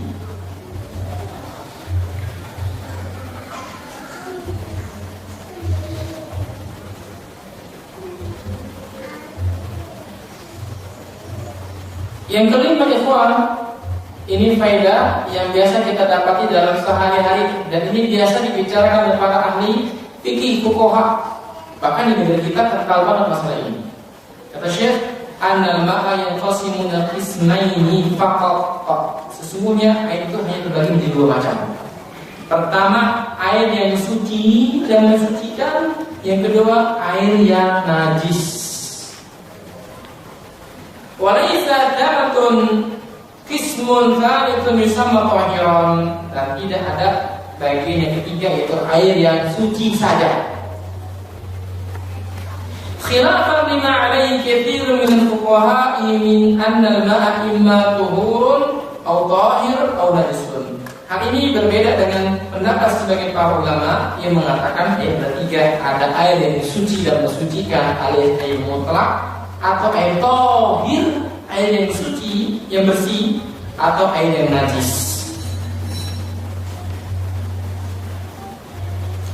Karena mana tahir adalah suci dan mensucikan. Ya, jadi air itu cuma dua. Kalau nggak air itu suci dan mensucikan, kalau airnya najis. Karena di masyarakat kita ada istilah air mustakmal, air suci tapi nggak bisa mensucikan. Kayak antum habis wudu, airnya ditadangi di ember.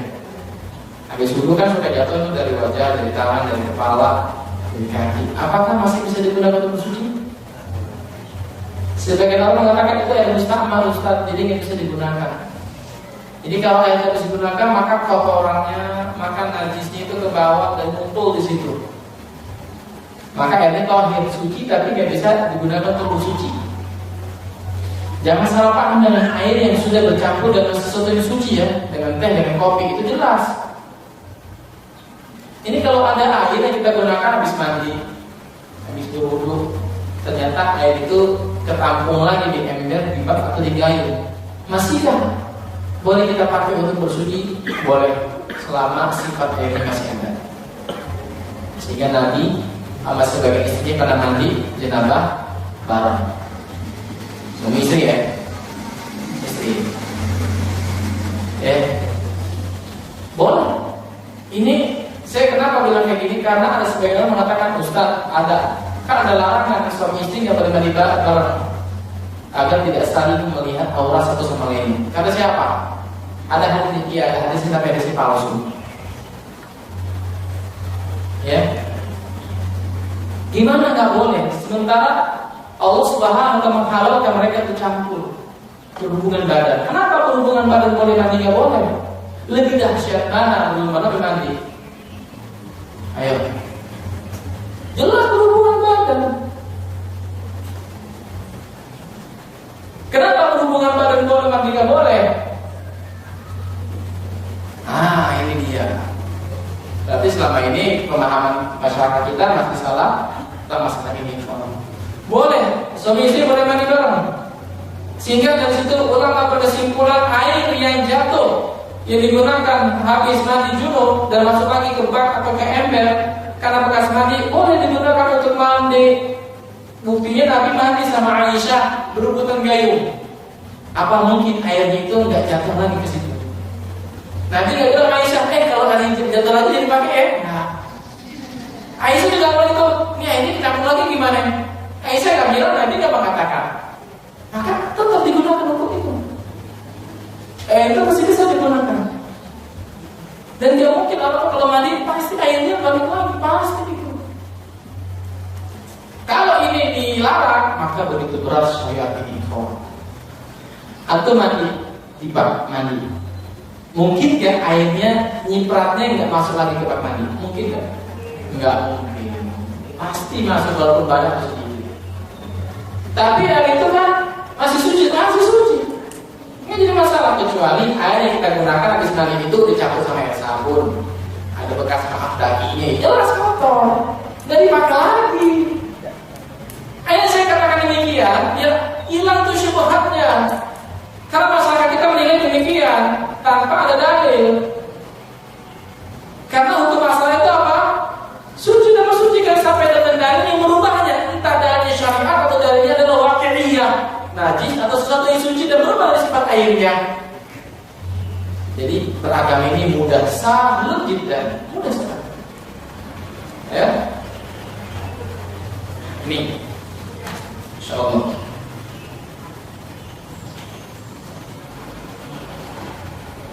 Ini kaidah Ikhwan yang disebutkan oleh para ulama kita.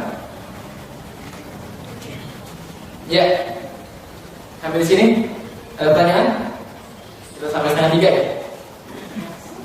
Untuk Sabtu ketiga kita akan bahas masalah yang sangat populer dalam masyarakat kita, masalah air 20. Ya, insya Allah kita akan bahas. Jangan berangkat dari sini. Kita akan bahas hadis keempat dan kelima tentang air 20. Karena ini syadid sekali. Perbedaannya sungguh sangat besar. Sehingga sebagian masyarakat kaum muslimin, khususnya daerah-daerah yang masjidnya itu terkadang suka ada airnya yang menggenang tuh kayak kolam, jadi mereka wudu di situ, buang reak di situ, cuci muka di situ, katanya airnya 20 gitu. Atau kalau jalan ke daerah Jakarta Timur, daerah mana sih, Cakung, sana, kemudian daerah Jatinegara, itu masuk ke sebagai masjid, itu suka ada air penampungan, dan itu airnya udah berlumut, udah kadang hitam, tapi dipakai untuk wudu. Gitu. Wudunya kumur-kumur, buang lagi di situ. Kita kan geli kan? Nah kata mereka itu air 20 itu tidak bisa terkena najis. Apakah standar ini bisa digunakan ibadah kepada Allah? Mengingat hadis yang kita bahas dari pertama, kedua, ketiga ini menjelaskan tentang kaidah seputar air. Kapan air itu digunakan bisa bersuci, kapan tidak? Apakah air itu sedikit dan banyaknya bisa terkontaminasi dengan najis dan bisa berubah? Nanti kita lihat bahasannya di pekan mendatang insyaallah. Pekan depan aja ya. Ya. Ilmu itu dinanti dan dicintai. Sehingga ulama itu ngebahas pelan-pelan. Biar para tulab ilmu itu menanti ilmu. Seburu-buru inti kita paham. Ada pertanyaan pasti banyak.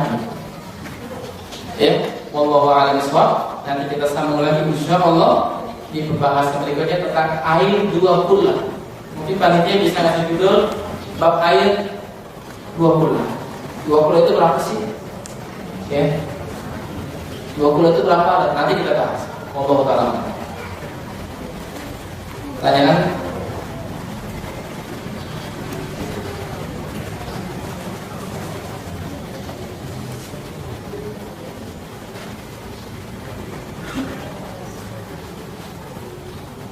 Di luar tema Ustaz.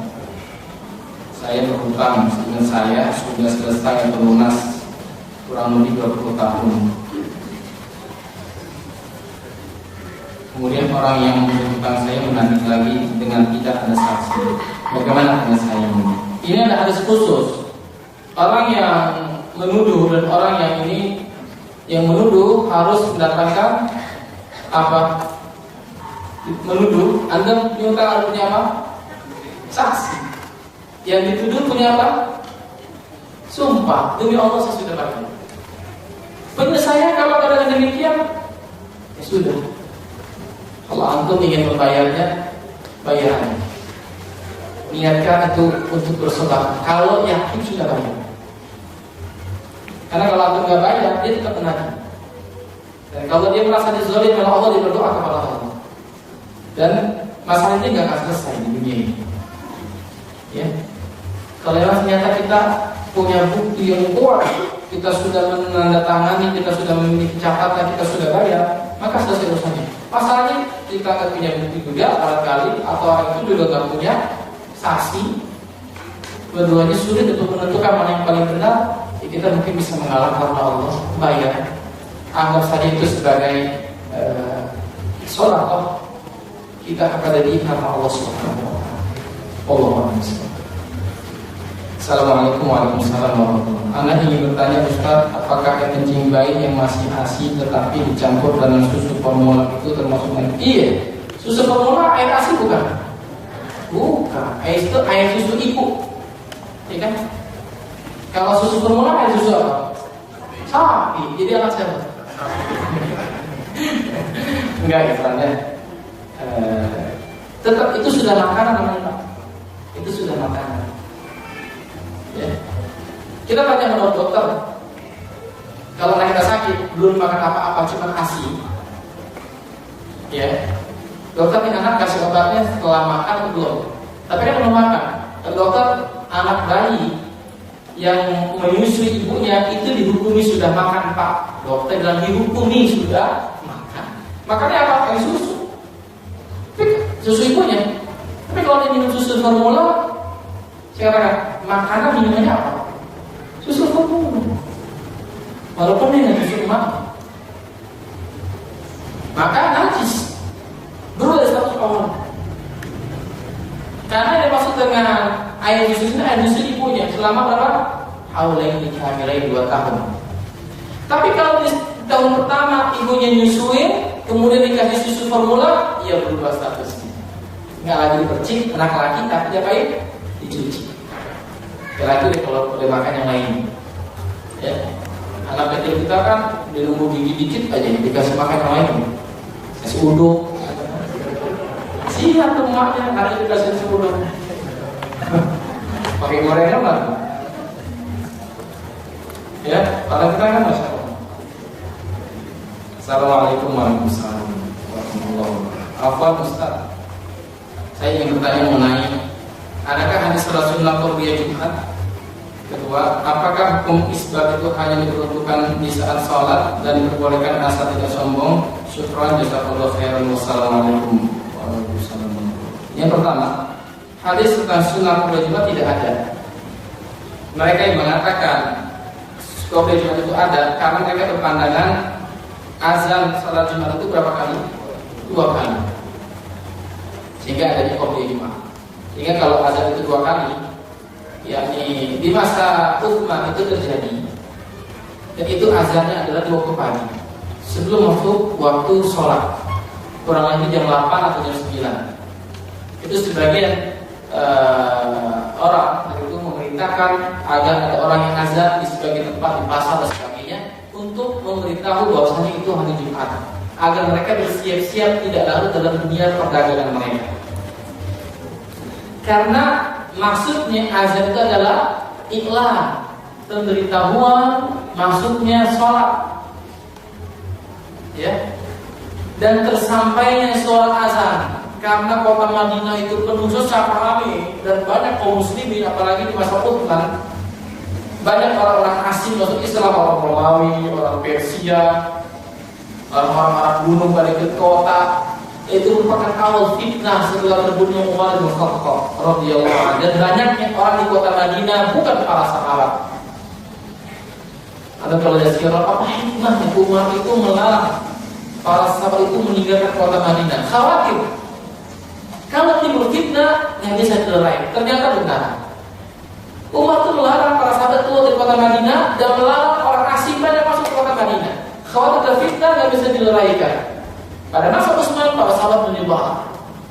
Ada yang sampai ke Irak, ya, Kufa. Ibnu Mas'ud kemana? Ke Irak, Kufa. Sehingga para ulama yang berilmu seperti Ibrahim An-Nakhai, jadi gurunya Imam Abu Hanifah, berbicara sehingga terjadi khilaf di kalangan para muslim. Di situ awalnya fitnah, ya. Enggak ada dalilnya. Bahkan kalau sudah azan memanggil, selesai azan Nabi naik tinggalkan khutbah. Para sahabat mendengarkan. Tidak ada yang salat qobliyah Jumat, kecuali ada sahabat yang terlambat datangnya, dia langsung duduk. Kata Nabi, "Hal tusalli?" Kau sudah salat? Salat di masjid? Kata itu belum. Satu rakaat ini. Bangun salat 2 rakaat. Berarti kalau kita datang ke masjid, khatib sudah berkhutbah, sedang berkhutbah, kita terlambat, habis duduk, jangan langsung duduk. Kerjakan sholat sunnah tahiyatul masjid berapa rakaat? 2 rakaat. Setelah itu dengarkan khutbah. Itu sholatnya bukan qobliyah Jumat. Yang kedua, apakah hukum isbal itu hanya diperuntukkan di saat sholat? Tidak. Syekh Utsaimin yang saya ketahui sebagai fatwa, ya, untuk abad ini, beliau menganggap orang yang sholat isbal batal. Kenapa? Karena dia mengerjakan perkara yang haram dalam sholatnya. Sebagian mengatakan tidak batal, hanya saja sholat itu kurang pahalanya di hadapan Allah. Dan diperbolehkan asal tidak sombong. Ini memang masalah isbal ini, Al-Imam An-Nawawi rahimahullah mengatakan isbal boleh asal tidak sombong. Tapi dibantah oleh para ulama, isbal itu termasuk sifat orang-orang yang sombong, jemaah. Mereka beralasan tidak sombong itu dengan sebagian hadis Nabi sallallahu alaihi wasallam dan perbuatan Abu Bakar As-Siddiqul Akbar. Abu Bakar As-Siddiq, dia tidak sengaja ketika menurunkan pakaian dan dia takut karena dia orangnya kurus sehingga kainnya suka melorot. Kalau Abu Bakar As-Siddiq saja khawatir dirinya tertimpa penyakit sombong, kenapa kita merasa aman? Akan saya nggak sombong. Berarti dengan menjustifikasi kita nggak sombong, itu sudah termasuk sifat sombong, kata para ulama. Alhamdulillah jamaah, Nabi mengatakan sallallahu alaihi wasallam, orang yang pakai musbil, pakai sarung, celana, jubah atau kain musbil isbal, maka Allah nggak akan melihatnya nanti pada hari kiamat dengan pandangan normal. Yang kedua, itu bagian dari api neraka. Dalam hadis yang hasan disebutkan demikian. Dalam nanti di Bulughul Maram ada, di Kitabul Libas, di Bulughul Maram. Kenapa masalah? Ya kita berlibas. Ya. Saya lupa saya pendek ya. Pakai yang lebih dari mata kaki. Minal izari fafinnar. Ma asfala minal ka'baini minal izari fafinnar. Apa-apa yang lebih dari mata kaki isbal, melakukan pakaian lebih dari mata kaki, maka itu bagian dari api neraka. Berarti kalau kita pakai celana, sarung atau jubah atau gamis pas mata kaki boleh nggak? Boleh. Ini batas minimal. Lebih baiknya di atas mata kaki. Nabi terkadang pakai celana, pakai sarung, pakai kain, pakai jubah setengah betis. Sehingga kata para ulama, kata sahabat, Nabi ketika pakai pakaian warna merah terlihat betisnya putih. Menunjukkan Nabi kulitnya bersih putih. Sallallahu alaihi wasallam. Ya, Allah baiknya digulung. Kalau memang tidak dipotong, sebaiknya dipotong dan kita pendekkan karena Allah. Jalan ketiga yang menunjukkan haramnya isbal itu adalah Umar di saat dia ditusuk dari belakang, nembus bolong perutnya dan pisaunya dicampur racun. Umar dikasih minum susu, keluar ngocor dari perutnya, dari lambungnya. Ada anak muda, najis, klinis, klinis ya, bukan kegiatan miskin. Keren, orang kaya, pakai gamis, pakai jubahnya misalnya ke tanah. Habis jenguk Umar, kata muda ini, la ba'sa tahurun 'alaika ya Amirul, la ba'sa 'alaika, enggak apa-apa. Semoga Allah sucikan dirimu. Umar ya. Ketika anak muda ini pulang, Umar melihat jubahnya, gamisnya menyeser di tanah. Panggil lagi anak muda itu. Apa kata Umar? Irfa', angkat kainnya. Fa'innahu athhar wa azka indallah. Karena lebih suci, lebih bersih di hadapan Allah. Umar dalam kondisi kayak gitu masih sempat amar ma'ruf nahi munkar. Maka angkat anak muda. Menunjukkan pakaian di atas mata kaki perkara yang ma'ruf di kalangan para sahabatnya. Ya, jadi sebaiknya jamaah kita angkat karena Allah SWT. Semoga Allah angkat derajat kita. Ya. Pertanyaan selanjutnya. Assalamualaikum warahmatullahi wabarakatuh. Waalaikumsalam warahmatullahi wabarakatuh. Ustaz, lebih utama mana setelah bangun tidur mencuci tangan 3 kali, beristinsyak, kemudian berwudu lalu sholat, atau mencuci tangan 3 kali, beristinsyak, kemudian mandi lalu berwudu dan sholat? Bagaimana hukumnya? Lalu dalam setiap rakaat kita berta'awudz sebelum membaca surat. Bagi yang pertama, mana yang lebih utama? Yang lebih utama yang mandi. Mandi mensucikan seluruh tubuh. Setelah itu kita sholat. Ya, wudu utama. Kalau kita ingin mandi, alhamdulillah. Kalau kita merasa dingin, ya wudu. Lalu dalam setiap rakaat kita berta'awudz sebelum Al-Fatihah. Ada khilaf para ulama. Ada yang mengatakan ta'awudznya sekali karena sholat itu satu paket. Kalau batal kita di rakaat pertama, ya batal. Kalau kita batal di rakaat ketiga, sholat maghrib, batal ke rakaat satu keduanya. Batal, diulang nggak? Diulang. Ulama berpendapat ta'awudz itu hukumnya wajib di awal qiraah. Awal qiraah ini berpendapatnya beda. Ada yang mengatakan di awal setiap rakaat sebelum baca Al-Fatihah dan surat, atau di awal pertama kali kita baca surat. Karena begini Pak, ulama yang berpendapat ta'awudz yang cukup sekali ini dikiaskan dengan orang baca Quran sampai selesai. Atau kalau baca Quran pada subuh, ketika ayatnya ini sampai di sini, balik sini baca ta'awudz lagi enggak? Enggak kan? Lanjut kan? Begitu juga dengan sholat, karena sholat itu satu paket, maka ta'awudz cukup sekali. Ini pendapat sebagai ulama. Pendapat para ulama lainnya adalah Syekh Al-Albani mengikuti pendapat yang lainnya di kitab Sifat Sholat tadi mengatakan ta'awudznya di setiap kali rakaat. Mau baca Al-Fatihah ta'awud. Tapi baca surat ta'awud lagi karena sudah di awal. Nanti rakaat kedua ta'awud lagi. Rakaat ketiga ta'awud lagi. Nah, ini memang ada khilaf. Nanti pada bab salat kita akan bahas insyaallah ta'ala. Allah.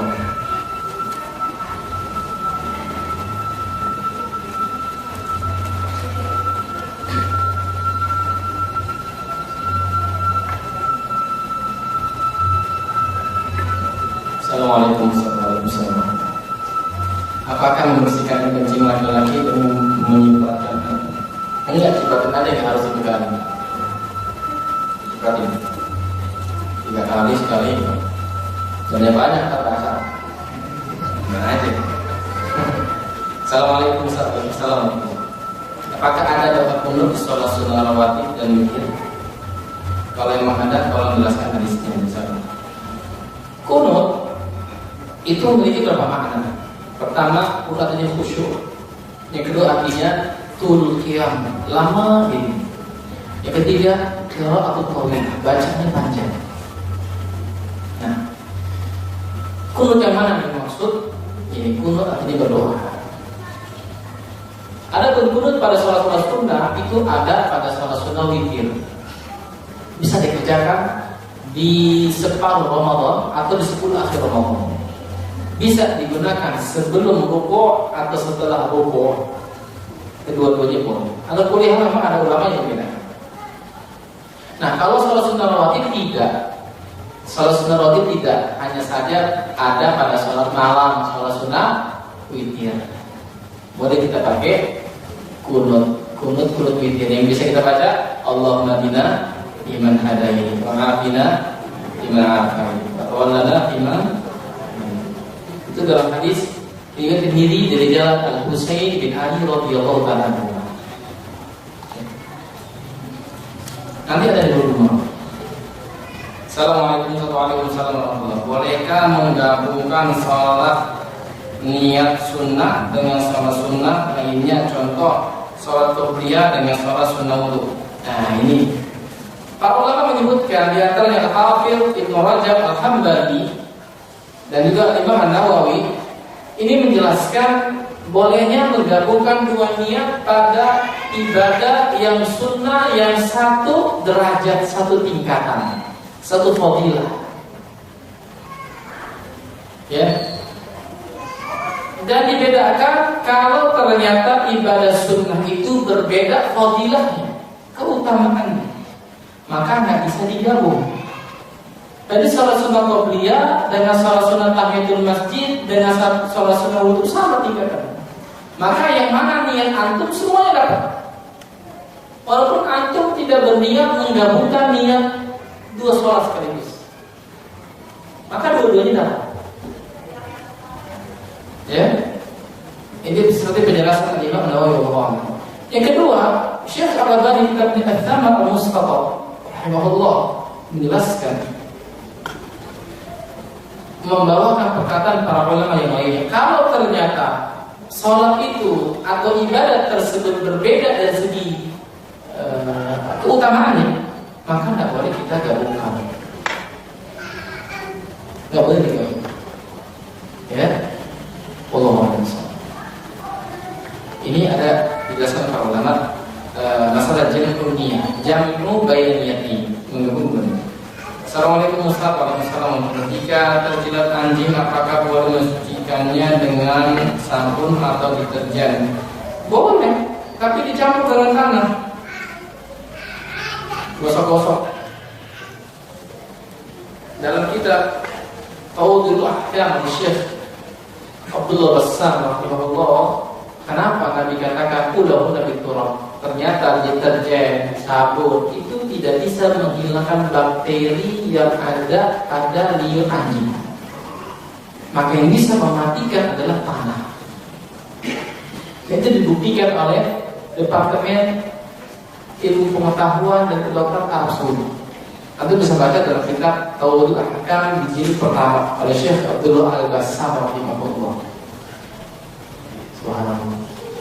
Jadi tanah itu mengandung apa gitu ya katanya dalam kedokteran, itu bisa mematikan bakteri-bakteri atau penyakit-penyakit yang ada pada air anjing. Makanya orang kalau gigit anjing jadi penyakit apa? Rabies begini.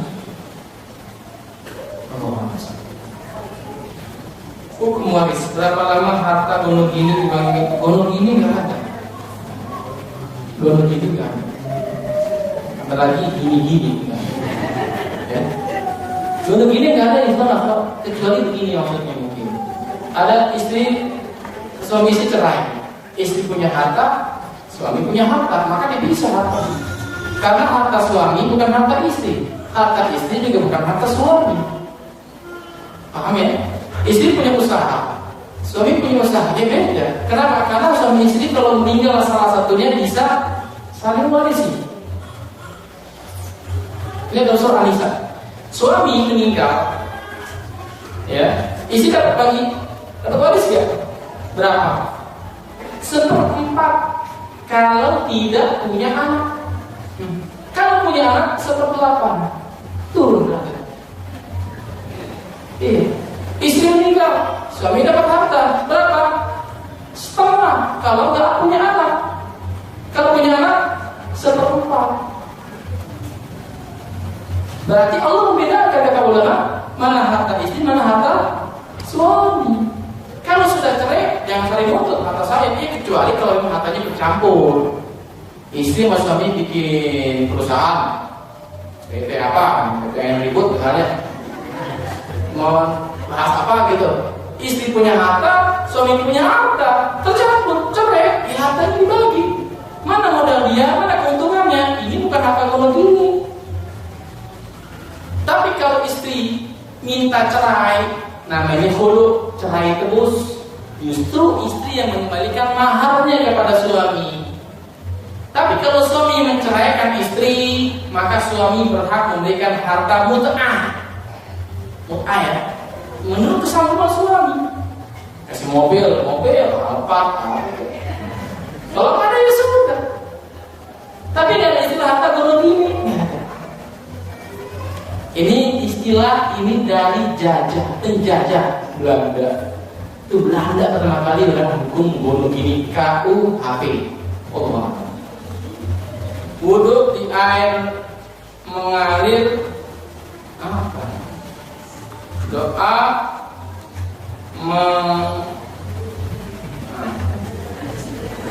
doa apa sih? Petir atau geledek? Wah jangan ketahuan banget. LGBT apa ini Pak? Kalau nggak paham, nggak ada kaitannya. Udah pakai air mengalir, doa yang bergeledek petir, LGBT.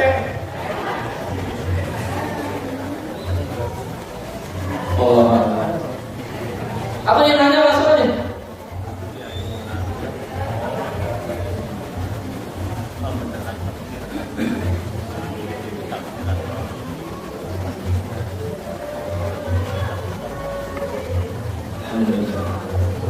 Ya. Kalau suami meninggal, tidak pensiun dari negeri ya, itu suami itu termasuk dalam warisan. Iya, waris. Termasuk waris. Jadi bukan hak istri saja. Bukan, itu harus waris. Harus dibagi. Masalahnya kalau uang itu kan turunnya tiap bulan. Nah, itu masalah tuh. Nah, makanya tanya sama perusahaan kira-kira sampai kapan dapatnya dan berapa totalnya. Boleh nggak diambil semua langsung? Berarti perlu pembahasan ya. Mungkin kita bisa tanya sama perusahaan lain. Jadi masalah yang penting sebenarnya. Karena harta peninggalan suami itu jadi waris. Termasuk kayu anak siom itu jadi waris. Iya. Apalagi uangnya, baik yang di tabungan, di usaha, atau hutangnya yang nanti siapa? Ahli waris. Jangan hartanya doang tanggung hutangnya. Oh, nggak mau hutangnya, nggak boleh. Dan kalau dia punya hutang, harta warisnya harus digunakan untuk hutang meskipun menghabiskan harta waris. Ya, wallahu. Ya.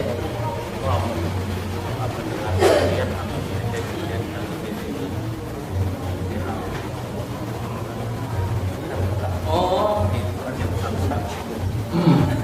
Wudu di air mengalir. Oh, maksudnya bagaimana hukum wudu di air mengalir?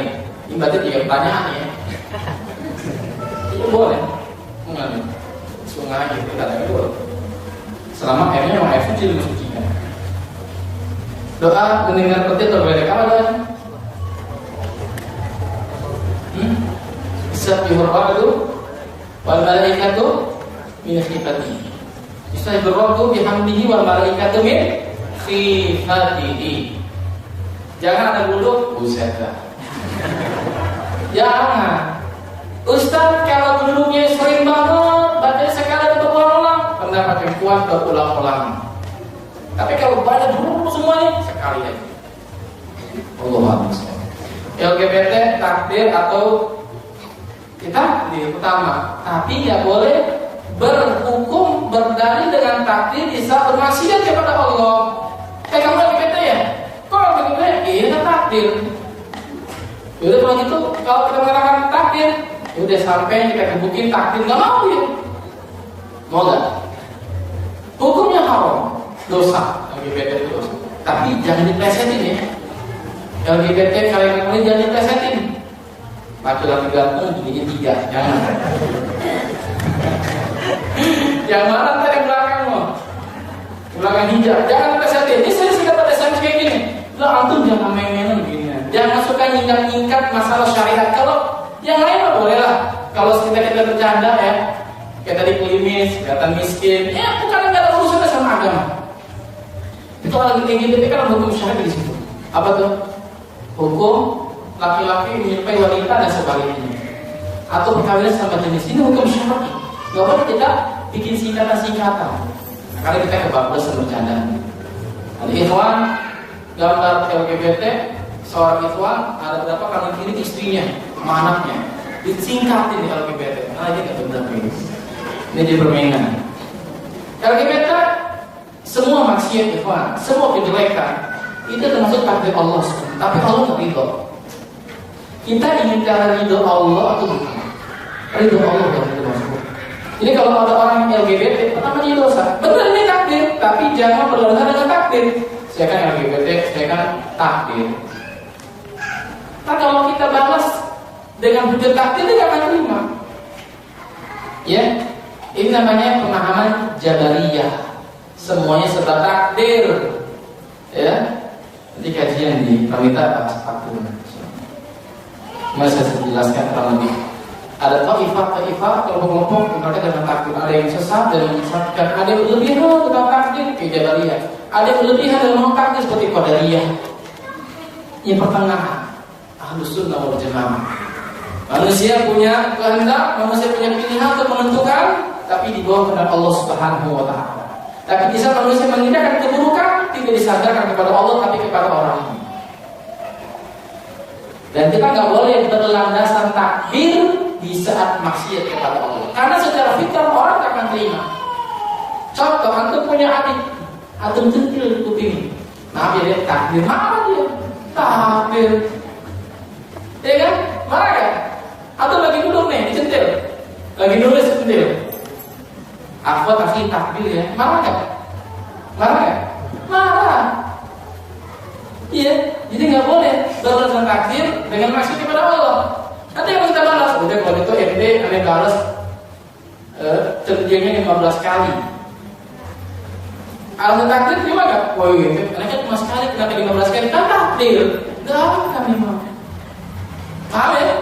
Takdir, cuma Allah nggak ridho. Allah nggak ridho. Iblis takdir nggak? Takdir Allah itu sama iblis? Enggak. Pembunuhan takdir, zina takdir, takdir semuanya. Oleh karena itu Nabi katakan, wa tu'mina bil qadari khairihi wa syarrihi. Ada beriman kepada takdir baik dan buruk, tapi nggak boleh kita berhujjah berdalil dengan takdir dalam rangka maksiat kepada Allah. Kalau demikian, maka apa hikmah yang Allah menciptakan surga dan neraka? Ya. Nah, ini pembahasannya nanti lagi sampai di sini. Subhanallah wa bihamdihi. Assalamualaikum warahmatullahi wabarakatuh.